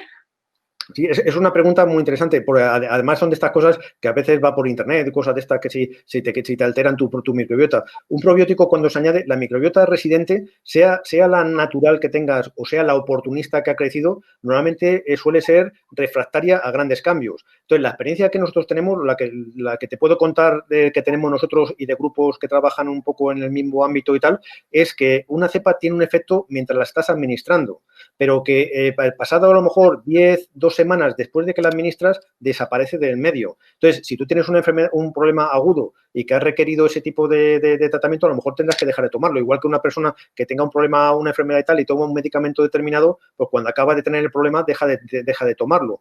Cuando son problemas crónicos recurrentes en los cuales tienes una cierta predisposición, lo que estamos viendo es que obviamente implica también una administración más continua, en el sentido de que es una cosa que te está previniendo una cosa que si dejas de hacerlo, dejas de poner el pie en el freno, los microorganismos oportunistas vuelven otra vez a crecer. Entonces, ya digo, depende de cada caso, pero vuelvo un poco a la pregunta que hacías para no descentrarme mucho. Un probiótico normalmente no coloniza una microbiota, de forma prolongada, la coloniza de forma transitoria mientras lo estás administrando y dura un poquito. Luego, como tú ya lo administras, cualquier epitelio, sea de las vías respiratorias altas, de la piel, del intestino, cada 4, 7, 12 días, dependiendo de las circunstancias, se van renovando todas las células epiteliales. Entonces, si tú no lo administras, eso se acaba perdiendo y dejas de tenerlo. Pero normalmente, digo, no tardan a persistir. Lo que queremos un poco con los probióticos es que tengan un efecto, pero muchas veces el efecto es que sobre los microorganismos que han crecido tanto, dejen lugares libres para que los que tienen que estar realmente estén, más que colonizar con un solo microorganismo. Y yo, si estoy en la consulta con el fonendo colgado y tengo un niño que viene y con otitis de repetición, si es preciso y tengo que pautarle el antibiótico porque estoy en servicio de urgencias, estoy ahí, pero si la madre me dice, oye, ¿qué puedo hacer? ¿Hay algo para prevenir estas otitis? tengo que tener una cepa concreta, cuándo inicio yo el tratamiento con ese probiótico, son seguros los probióticos, efectos adversos, porque claro, todo eso también para nosotros es muy importante y cuánto tiempo tiene que estar el niño, si tiene que empezar antes, después. Es buen momento ahora que nosotros, bueno, tenemos un tiempo todavía hasta que llegue septiembre, octubre. ¿Sería buen momento ahora iniciar un tratamiento? Sí, por ejemplo, empezando con lo que comentabas de la cepa, yo lo que sí que comentaría, como hay tantas en el mercado, en farmacia, para farmacia, en cualquier tipo casi de lugar, yo la recomendación sería que la gente mirara, por ejemplo, en PubMed, para ver que por lo menos haya algún ensayo que te certifique o que por lo menos tengas orientación de que realmente en un ensayo clínico eso funciona y tal. Entonces, el PubMed, por ejemplo, o ese tipo de buscadores médicos pueden ser una buena opción para seleccionar qué cepa dar. Hay muchas veces cuando hablas en público que realmente no puedes decir esta cepa u otra, o cuando se hacen consensos, te dicen, no, pero no puedes decir la cepa, con lo cual la información que tienes realmente es la útil, no sueles darla porque lo que te piden al final, bueno, pero ¿cuál? O sea, ¿cuál es la que tengo que dar? Y ya digo, pero por ejemplo, a nivel intestinal ya hay algunas que están en las guías clínicas de la Asociación Mundial de Gastroenterología. Y en el caso, ya digo, en otros casos en los que no hay esas guías de tal, sí que ir a la información científica, sobre todo el PubMed, que es un contexto médico relevante, te puede dar una buena orientación. En relación, por ejemplo, los efectos adversos suelen haber poco, incluso en pacientes críticos. Por ejemplo, se han probado entre esos metaanálisis que ponía, desde hace, no es que haya coincidido con el problema este actual, sino de hace 3 o 4 años hay metaanálisis y tal que terminan, por ejemplo, en neumonías asociadas a ventiladores, o sea, a respiradores y tal, ese tipo de cosas, como tienen, digamos, un cuadro, digamos, beneficioso. Pero bueno, normalmente, incluso me refiero que incluso en pacientes que están críticamente enfermos, lo que se ha visto es que son, digamos, bastante seguros. ¿Pueden tener efectos adversos? Sí que pueden tener. Por ejemplo, cuando un microorganismo determinado lo estás tomando en una dosis elevadas, a lo mejor durante 3 o 4 días, un niño, un adulto, obviamente, puede tener incluso alguna molestia gastrointestinal, como si estuviera un poco revuelto y tal, pero suele ser de baja intensidad y de larga duración, y lo normal es que no se presente, pero puede darse el caso. Otro, es curioso también, cuando se evalúan los probióticos, hace unos años se parecía eso, que lo peor que podía hacer un probiótico es que no te hiciera daño. Pero realmente ese enfoque también ha cambiado un poco y, por ejemplo, se introducen en la valoración de seguridad, se introducen parámetros que hace tiempo, hace apenas unos pocos años, no se miraban. Me refiero, por ejemplo, que una cepa puede hacer que, por ejemplo, el sistema inmunitario respiratorio, digamos, se altere hacia un exceso de antiinflamación o hacia un exceso de proinflamación. Pero un exceso de las dos cosas, ninguna es buena, porque una te puede llevar a un problema infeccioso, pero otro te puede llevar a un problema autoinmune. O sea, lo que quieres es que haya un equilibrio y tal. Entonces, si por ejemplo tú das una cepa que tenga una acción muy marcada proinflamatoria en algo en lo que lo proinflamatorio es perjudicial, no solo no te puede hacer nada, sino que puede contribuir al problema. Entonces, es curioso porque en esos ensayos de seguridad ahora, por ejemplo, se incluyen ese tipo de determinaciones, cómo influye y tal. Y, por ejemplo, lo que te decía, por ejemplo, actualmente, conociendo los genomas, que era una herramienta que hace pocos años no teníamos, se puede incluso predecir que no va a causar problema en un problema determinado.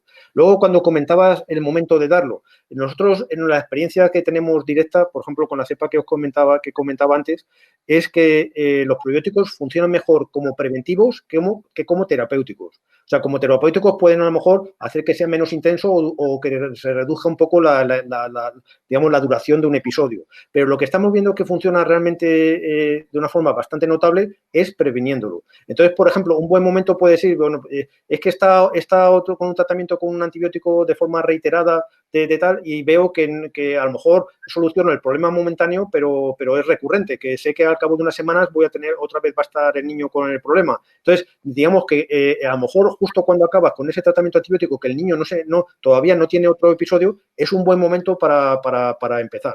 Y lo que estamos viendo también, que eso tenéis vosotros, cualquiera de las personas que me estéis escuchando, vais a tener mucha más experiencia que yo, pero me refiero que, por ejemplo, también es una cosa que tiene un pico estacional elevado. Y entonces hay casos, por ejemplo, que ves que a lo mejor un niño que ha tenido una cierta predisposición, que sabes que tiene una cierta predisposición, por ejemplo, en el otoño empezar, y a lo mejor resulta que a final de primavera, cuando empieza a hacer buen tiempo y cuando la incidencia ya disminuye de una forma natural, a lo mejor pues hay que dejar de dárselo, ¿no?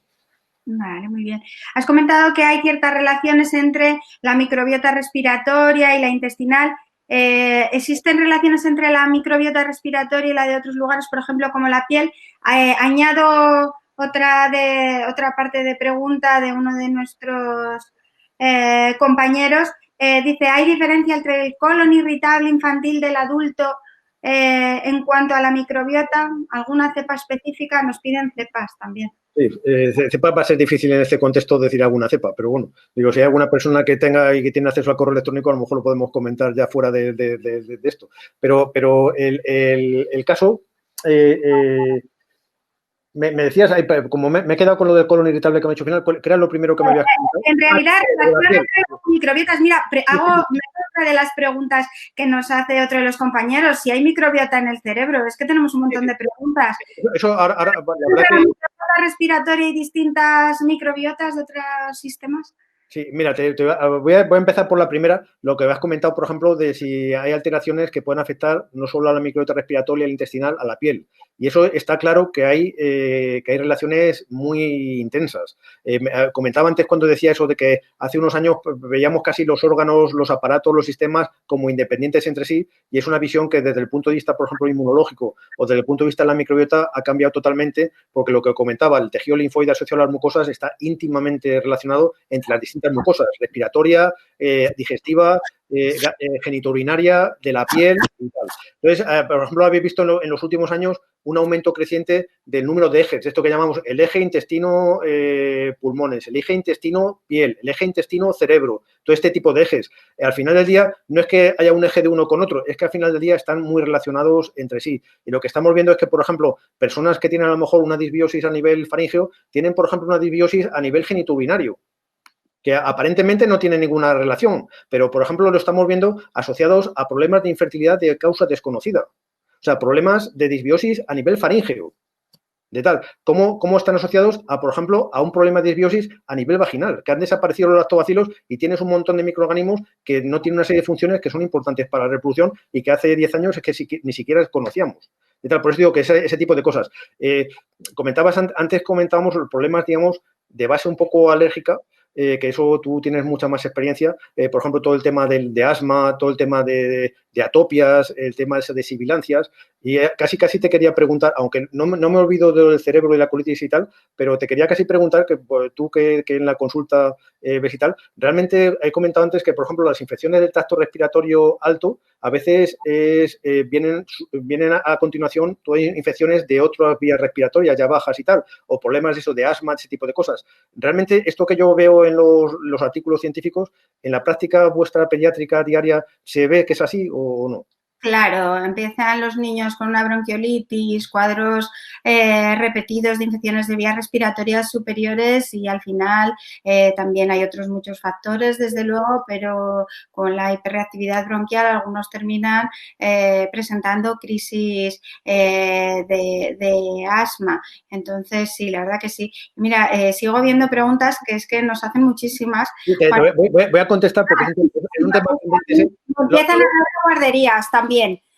Empiezan a hablarme de guarderías y me preguntan que para prevenir otitis y entonces vamos a ir comentando poco a poco porque es que tenemos un aunque se van acumulando, voy una cosita que ha dicho antes, de si existe una microbiota en el cerebro, porque es un tema candente, como el que dice.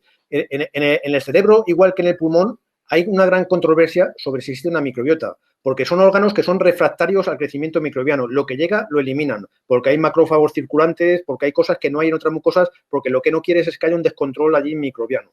Entonces, por ejemplo, hay gente que piensa que no, y yo posiblemente esté entre ellos, que no existe una microbiota propiamente dicha. Una microbiota, estamos hablando de algo que está organizado y que tiene una serie de funciones y que esas funciones son positivas para su hospedador.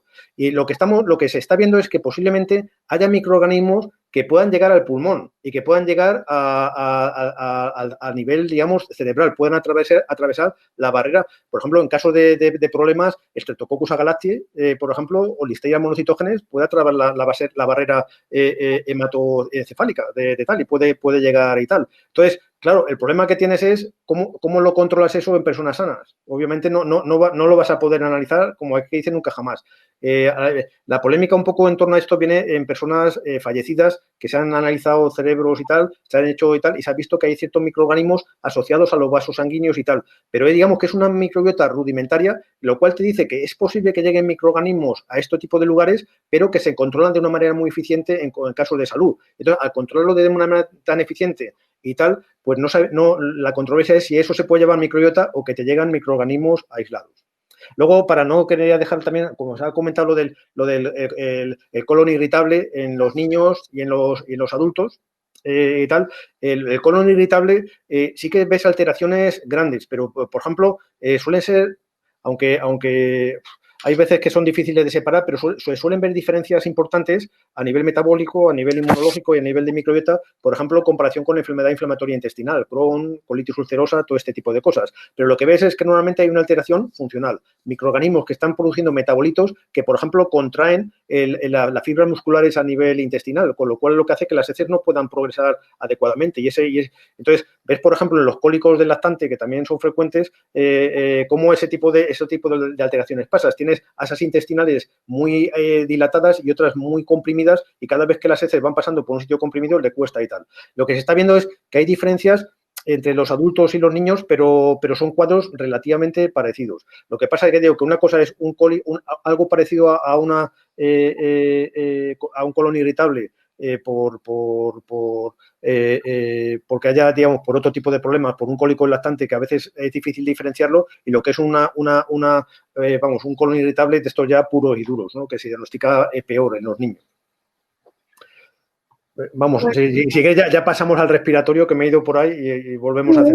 sí, porque a todos los pediatras, hombre, nos interesa sobre todo saber, ahora no hay guarderías, ahora con lo de COVID, ¿verdad? Pero en septiembre igual vuelven y nos dicen varias cosas. Nos preguntan si les recomiendas algún probiótico para prevención de las otitis en los niños de la guardería, o sea, que vas a tener que dar al final tu correo, ¿eh? Pues el correo lo pueden encontrar casi en cualquier sitio. Y nos preguntan también que en estos niños que toman tratamiento antibiótico, que cuánto tiempo tarda en recuperarse esta microbiota. Sí, pues también es una cosa importante. Y hay estudios, no muchísimos, pero sí que hay estudios desde hace ya unos 20, 25 años, por ejemplo, en el Instituto Pasteur, lo han hecho ya unos cuantos estudios, y lo que ves es que también depende de qué antibiótico sea, porque no ejerce la misma función, y depende del niño en cuestión, y depende también de cuántos tratamientos antibióticos lleva previamente. Me refiero, por ejemplo, hay casos en niños que a lo mejor entre dos niños que reciben tratamientos parecidos, y uno tiene una disbiosis brutal y otro, en cambio, es más resiliente a ese tipo de cambios. Obviamente, por lo que comentamos, por factores genéticos, por lo que quieras, ¿no? Y tal. Pero obviamente hay niños en los que se altera mucho. Entonces, lo que se ve, por ejemplo, es que cuando hay una primera tanda de antibióticos por un problema que surge, lo que se está viendo en general, ya digo, puede haber matices entre niños y entre antibióticos, pero a líneas generales lo que se ve es que la microbiota faríngea o la microbiota intestinal, que son abundantes de tal, tardan aproximadamente como 2 semanas en recuperar los niveles basales. Cuando esa se repite otra dosis y otra dosis, entonces, en la siguiente tanda de antibióticos en un mismo niño, porque llegues a un cuadro recurrente, lo que se está viendo es que ya empieza a tardar entre 1 y 2 meses a recuperar los niveles basales de cuando finaliza el tratamiento con antibióticos. Y lo que se está viendo también es que a partir de 4 o 5 tratamientos antibióticos en esas etapas de la vida, hay niños que ya no se recuperan nunca, pero ni cuando son adultos. Preguntan, y esto también me lo he preguntado yo y le voy a dar una vuelta a esta pregunta. Dice, para estudios de microbiota respiratoria, la muestra ideal, ¿cuál sería? Pero yo, más que la muestra ideal que nos cuentes a lo mejor el laboratorio, si yo tengo un niño con otitis o cuadros de infección de vías respiratorias superiores recurrentes, ¿tengo que estudiarle la microbiota o puedo darle una cepa empírica?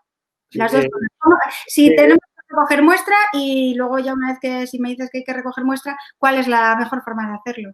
Sí, la verdad es que tampoco, ya digo, obviamente con excepciones y no es generalizar, pero en general, digamos, no hay una cultura muy grande de hacer cultivos y enviarlos. También es cierto que los protocolos a veces se renuevan cada mucho tiempo y a veces se vuelven obsoletos con cierta rapidez. Pero lo que me refiero es que, por ejemplo, lo que estamos viendo tanto a nivel respiratorio como en otro tipo de ámbitos es, por ejemplo, que a lo mejor a un niño se le administra un antibiótico frente a un microorganismo que cuando hace su cultivo antibiograma, ese microorganismo es resistente. Con lo cual, ese antibiótico obviamente no puede hacer nada. Puede alterar a todos, puedes destruir todos los que no quieres destruir, pero a ese microorganismo lo estás seleccionando porque ese microorganismo es resistente y le estás quitando todos los competidores naturales. Entonces, quiere decir que por lo menos he comentado antes la dificultad que entraña el tema de las biopelículas, pero si tú sabes que el microorganismo es resistente, sabes que con toda seguridad no le está haciendo un efecto positivo. Entonces, obviamente puede ser una herramienta. Entiendo que no se vaya a hacer en cada caso o en un caso leve o cuando ha sido la primera vez, pero, por ejemplo, cuando ya va siendo un cuadro recurrente y que cuesta solucionarlo, yo creo que sería una herramienta importante.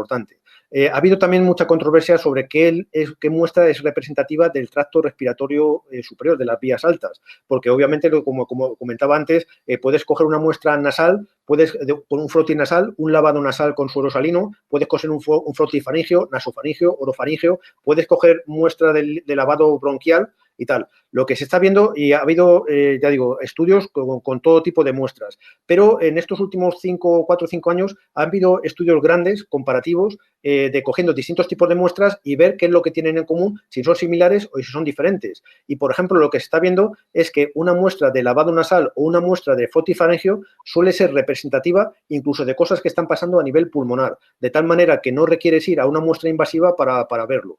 Por ejemplo, en el caso, ya digo, porque está de moda y porque todos hemos visto esas imágenes, en el caso del coronavirus, se cogía una muestra, digamos, nasofaríngea, que en algunos casos hay personas a las que hace mucho daño, o sea, y que algunos hisopos que se cogían, sobre todo en residencias que hemos trabajado con algunas de ellas, veías que, por ejemplo, incluso estaban manchadas con sangre cuando se recoge una muestra y tal. Y si en cambio lo ves últimamente y tal, muchas muestras ya se recogen de la muestra, digamos, orofaríngea, porque suele ser representativa si el virus también está allí, pero, por ejemplo, encuentras a nivel bacteriano microorganismos que son comunes en los 3 ámbitos. Y como he comentado antes, suele haber esa tríada que comento con excepciones, porque a veces, por ejemplo, te encuentras una dominancia brutal de piógenes en un oído que tiene otorrea de estas y tal, y que es brutal, ¿no? De tal. Pero le digo, esos 3 microorganismos con estas otras incorporaciones son muy relevantes y muchas veces lo que no se sabe, por ejemplo, antes hemos hablado, comentaba que era de vías ya bajas del virus sincitial respiratorio, y a veces lo que no se sabe es si el virus altera la microbiota y de tal manera que favorece el crecimiento oportunista de Haemophilus, de Morasela, todo ese tipo de cosas, o si es una alteración preexistente de la microbiota con eso y tal, lo que favorece que el virus se pueda desarrollar, que son cosas que se están mirando ahora y ya digo, y todavía a día de hoy no hay una respuesta clara. Lo que obviamente se mira cuando hay un problema, y cuando miras ese problema lo que coexiste es con una alteración del bacterioma. Y nos preguntan por la alimentación de nuestros niños. Cuando nos preguntan las madres que vienen a la consulta, aparte de ¿qué podemos hacer? Que le doy algo, ya no solo de probióticos, sino de alimentación. ¿Hay algo que pueda favorecer pues que el microbioma... Sí, también es una pregunta. ¿La inmunidad también influye? ¿Perdona? La inmunidad, el sistema Sí, inmune. posiblemente antes cuando comentamos de herramientas para modular la microbiota, posiblemente la dieta sea de las más importantes o posiblemente la más importante. Pero siendo la más importante, y de hecho hay varios artículos recientes de este año, del año pasado, viendo un poco la alteración del microbiota respiratorio a través de la dieta, pero muchas veces es de forma indirecta porque altera el microbioma intestinal y por este eje que comentaba respiratorio intestinal mejora ese tipo de ámbito. Lo que comentaba es, por ejemplo, es en el caso de la dieta, posiblemente sea la herramienta más potente, pero al mismo tiempo es la más desconocida a día de hoy. Entonces, sabéis que hay dietas de todos los gustos, de todas las variantes, y es un tema como para meterse, digo, que si no molestas uno, molestas a otros, porque digas una cosa o porque digas la otra. Pero me refiero que hay un montón de tal. Lo normal sería que un niño, con las pautas que hay, que las conocéis mejor que yo, o sea, de tal, digamos, que tenga la alimentación más variada posible. Y, digamos, esta cosa que hacemos de la pirámide de la alimentación, esa pirámide puede cumplirse con distintas combinaciones de alimentos. Y si veis, por ejemplo, en esa pirámide, no hay nada que esté prohibido. Hay alimentos que a lo mejor tienes que ingerir con menos frecuencia. de tal, pero en una dieta equilibrada normal también a nivel humano, tanto infantil como adulto, tenemos también ese componente hedónico que hay veces que alimentos que nos gustan y que nos procuran satisfacciones, joder, que casi mejoran nuestro estado de salud solo por tomarlo. De O tal. sea, podemos permitir los dulces a nuestros niños. Sí, me refiero, antes, por ejemplo, lo que me refiero, que un exceso de azúcar es malo para la microbiota, pero es malo para cualquier problema. O sea, que tal. Por ejemplo, un ejemplo de esto de la dieta y la microbiota, muy característico, muy típico y que está prácticamente en cualquier foro, en cualquier tal, es, aunque no tenga, pero yo creo que es ilustrativo, aunque no tenga que ver con lo respiratorio, que aunque comentaba antes, indirectamente sí que puede tener. Es, por ejemplo, cuando candidiasis vaginales, sí de que los azúcares, el azúcar, no tomarlo, tal, pero cuando haces a nivel de encuestas, muestreo, todo este tipo de cosas, te encuentras mujeres que jamás, nunca tienen un problema, a pesar de tomar antibióticos, a pesar de cualquier tipo de tal, no tienen problemas y toman azúcar en concentraciones tremendas. Y te encuentras mujeres que no toman absolutamente nada y por poco, aunque tengan todo el cuidado del mundo, tienen problemas. Y entre medias te encuentras todas las combinaciones posibles. De tal manera que, vuelvo a repetir, que eso, tomar un exceso de ese tipo de cosas, de grasa, de azúcar, de sal, de todo lo que quieras, es malo para la salud, para cualquier problema, ya no solo para la microbiota, ¿no? Pero lo que me refiero es que muchas veces esas cosas que damos por sentadas de relaciones entre la alimentación y la salud, a veces son cosas que tienen muy poca base científica. Digo, muy poca porque realmente lo desconocemos. Ya digo, que se están mirando, se están poniendo las bases. Sabemos que una persona que es diabética, pues obviamente tiene que tener este tipo de alimentación recomendada. Una persona que tiene una insuficiencia renal, una persona que tiene una y tal. Pero sabemos, una persona que es celíaca, pues obviamente no se le puede dar algo que tenga gluten porque va a empeorar y tal. Pero lo sabemos en situaciones muy específicas y realmente muy estrechas. En cambio, en todo lo que tiene que ver con las infecciones, estamos viendo qué tal. De forma general, ya digo lo que se ve un poco en el tema de la dieta es seguir una dieta equilibrada de forma normal. Cuanto más alimentos tengamos, mejor, porque es mejor, tenemos más capacidad de elegir. Y, por ejemplo, dentro de los alimentos que suelen ir peculiarmente bien, están todos los alimentos fermentados, pero esos son clásicos, los clásicos de toda la vida, de tal. Y, obviamente, hay alimentos fermentados de todas las categorías, de vegetales hasta de lácteos, hasta cárnicos, bebidas, todo lo que quieras. Pero tiene que entrar también dentro de una dieta normal. Si, por ejemplo, te tienes que comer 1 kilo de queso madurado para tener una dosis y tal, pues obviamente eso tampoco deja de ser, tampoco es una dieta sana. ¿Y qué limitaciones pueden tener los probióticos? ¿Qué Pues, limitaciones vamos a encontrarnos? Por ejemplo, limitaciones pueden tener también. Por ejemplo, muchas veces es curioso cuando hablas un poco de los probióticos, cuando se hacen ensayos de medicamentos clásicos, de toda la vida, o sea, medicamento tal cual, normalmente se suele valorar las personas cuando se hace un ensayo clínico, quiénes responden y quiénes no responden. Y lo normal es que un medicamento no vaya bien para toda la población que tiene un problema, sino que hay gente que responde mejor y gente que incluso no responde a esa misma medicación. En cambio, cuando se hace un ensayo clínico con un probiótico, parece que todos tienen que ir bien, tienen que mejorar todos y tal. Y obviamente no es el caso. Por ejemplo, hemos hablado antes del tema de las otitis, de tal. Y nosotros trabajamos con una cepa, un Lactobacillus salivarius, que comentaba. Entonces, una de las cosas por las que se seleccionó fue porque fuera capaz de inhibir el crecimiento de otopatógenos, de microorganismos aislados de casos reales de tal. Entonces te encuentras que, claro, es capaz de inhibir todos estos que estábamos comentando antes de tal.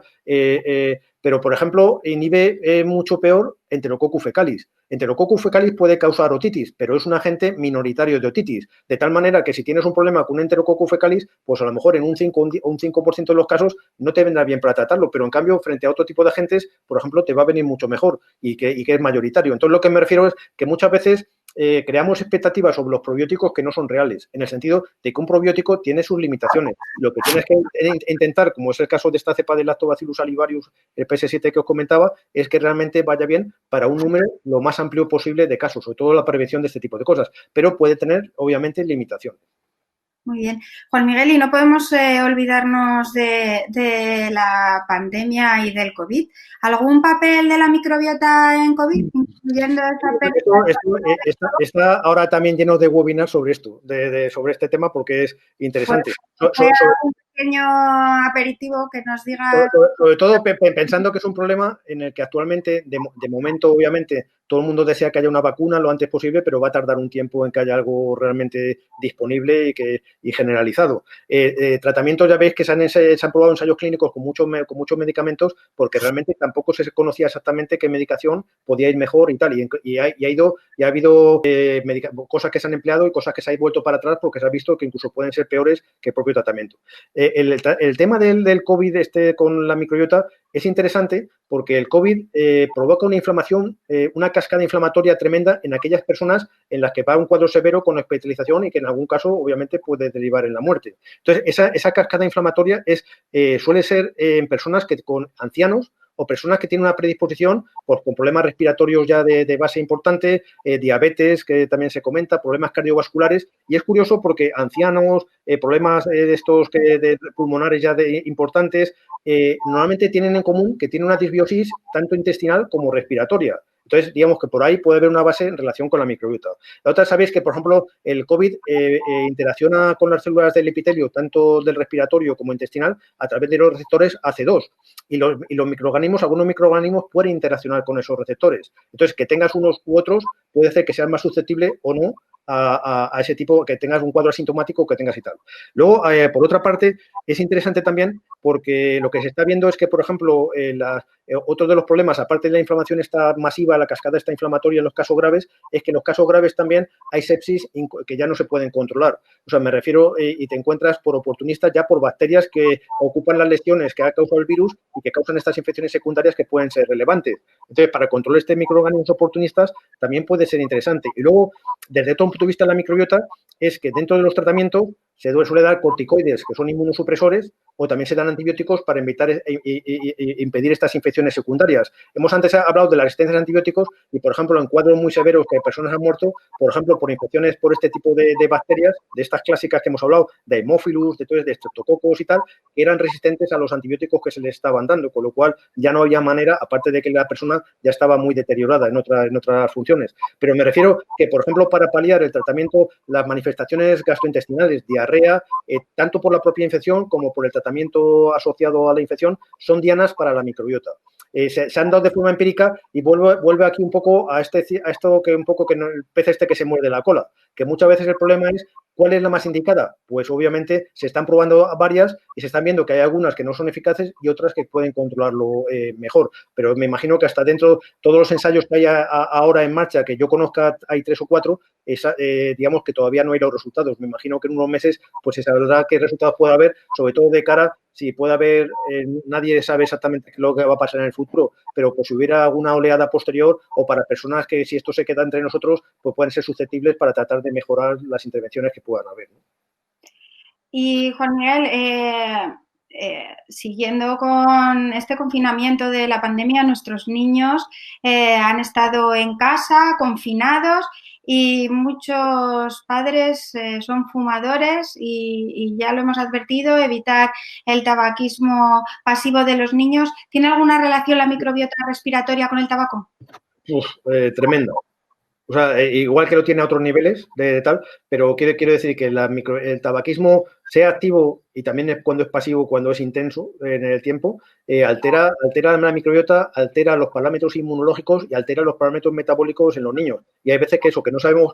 Hay hace un par de años una editorial en la revista Estacel, que es una revista de estas prestigiosas, grandes y tal, que muchas veces venía que cuando las cosas van mal, todo tiene un efecto dominó y no sabemos qué es lo que lo empieza. Si lo empieza el microorganismo tal, la citoquina tal, el neurotransmisor tal, la hormona tal y tal, pero todo va en sentido, digamos, negativo. Hay una cascada de eventos que te produce este tipo de cosas. Entonces, lo que está claro es que el tabaquismo, sea activo o en el caso infantil, sea pasivo, realmente es una cosa que altera drásticamente la microbiota. Y en todos los problemas respiratorios que tiene una base en la microbiota, pensando desde la fibrosis quística que afecta a los pulmones, hasta la bronquiolitis que hemos comentado o cualquier otro tipo de cuadro, la otitis, siempre favorece el crecimiento selectivo de esas bacterias que he comentado que suelen ser muy prevalentes cuando hay problemas.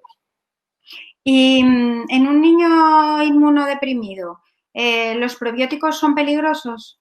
En principio, también volvemos a lo mismo, depende de cada cepa. Digamos, la premisa que había hasta hace unos pocos años es que lo peor que puede hacer es que no hagan nada, pero el caso que obviamente que eso se tiene que determinar. Entonces, por ejemplo, nosotros hemos tenido experiencias de ensayos clínicos, por ejemplo, con niños muy prematuros o tener de hacer experiencia con personas, por ejemplo, personas VIH positivas, ya digamos, descontroladas y tal. Y lo que hemos visto es que obviamente dependerá de la cepa que se ha seleccionado, pero lo que hemos visto es que realmente no ha tenido efectos negativos, por lo menos importantes. Lo que comentaba antes al principio, hemos visto en algunos casos que a lo mejor durante 3 o 4 días de forma transitoria podía provocar una pequeña molestia gastrointestinal, pero digamos que es lo peor que hemos visto en ese tipo de casos.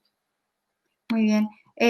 Seguimos teniendo más preguntas y un índice de expectación elevadísimo.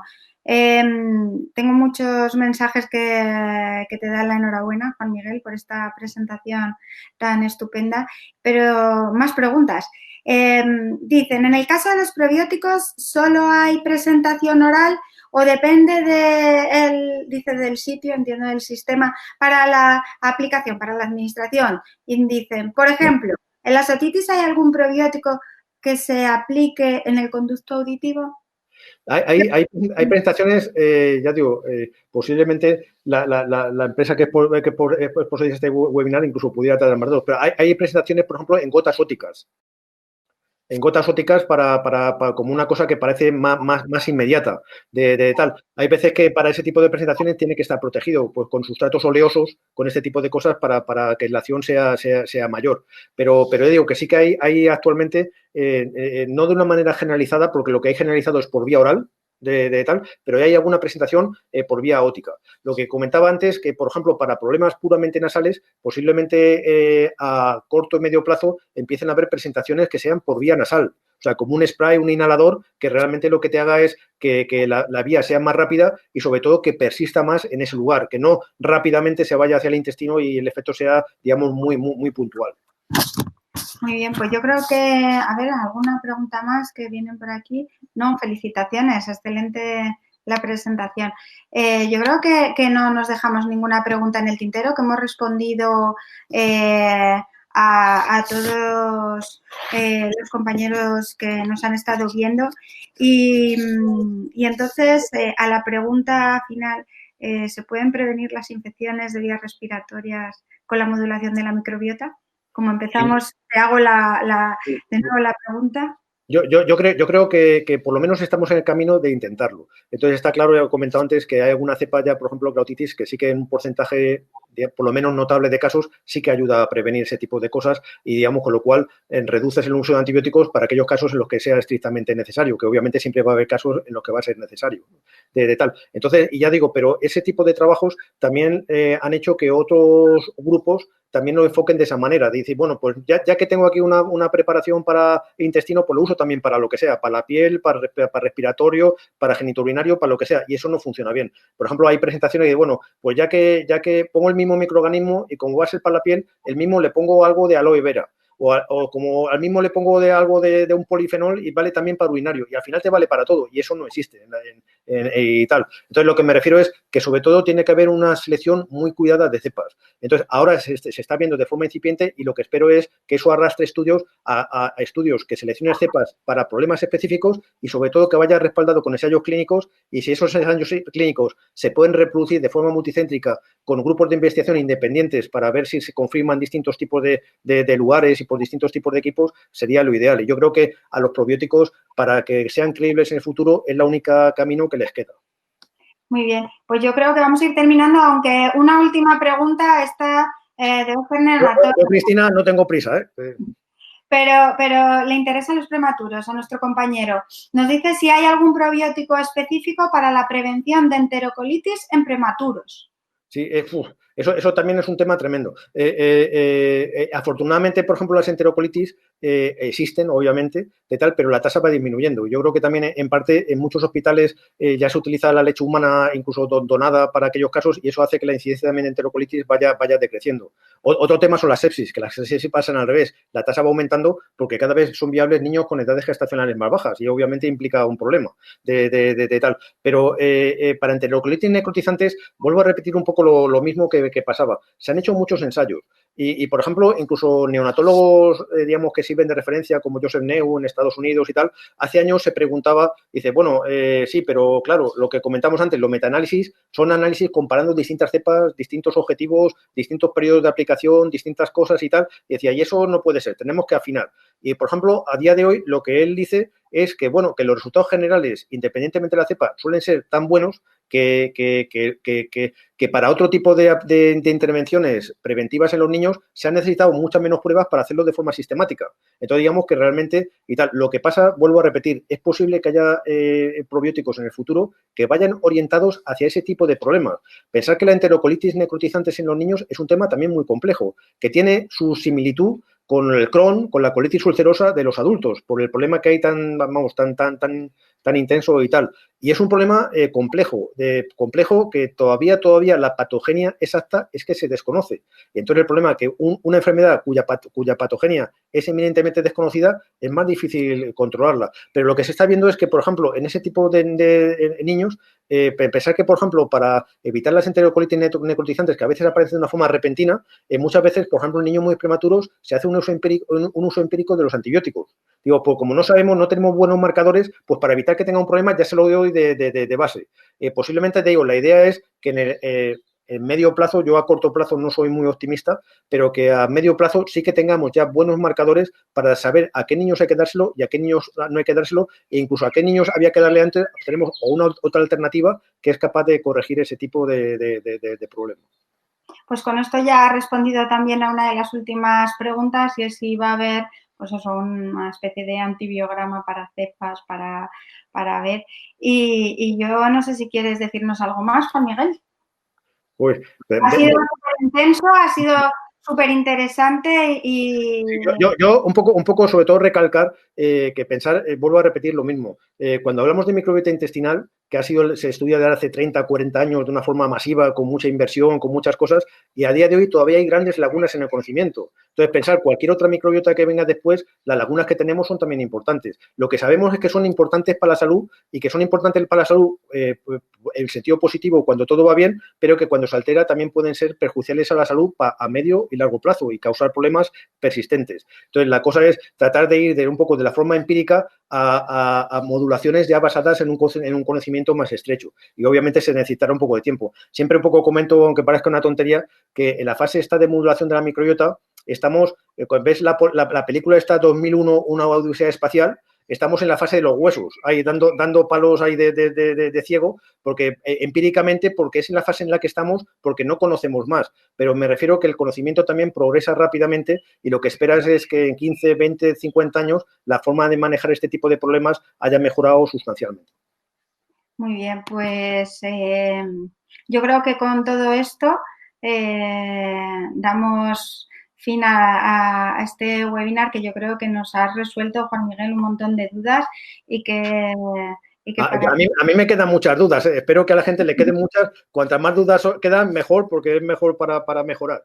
Sí, pero bueno, que para nuestro día a día y nuestra consulta, saber que a lo mejor tenemos una opción alternativa pues, para esas otitis o para esos cuadros de vías altas es muy interesante y también, bueno, pues lo que has comentado a nivel de la alimentación y del tabaco, saber que todo lo que hacemos en nuestro día a día pues influye en la microbiota que a lo mejor antes pues no pensábamos tanto en ello, ¿no?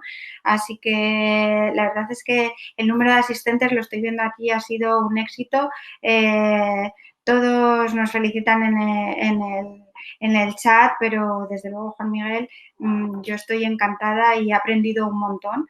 y bueno, agradeceros a todos que hayáis estado aquí, de nuevo a SEPEAP el habernos dado esta oportunidad y a los laboratorios Casen Recordati también el haber permitido que hayamos podido reunirnos todos los compañeros y sobre todo a ti, Juan Miguel, porque ha sido un auténtico placer y seguiremos en contacto para que nos sigas contando cosas, porque esto es un inicio. Sí, sí. Sí, ya, la verdad que sí, que se van teniendo más cosas cada poco tiempo y espero que, ya digo, que en breve podamos, vamos, por lo menos tratar de resolver algunas pequeñas partes más. Muy bien. Muchas gracias a todos los asistentes, gracias a ti, Cristina, y también gracias a Casen, obviamente, y a SEPIAP también. Muy bien, un placer. Igualmente.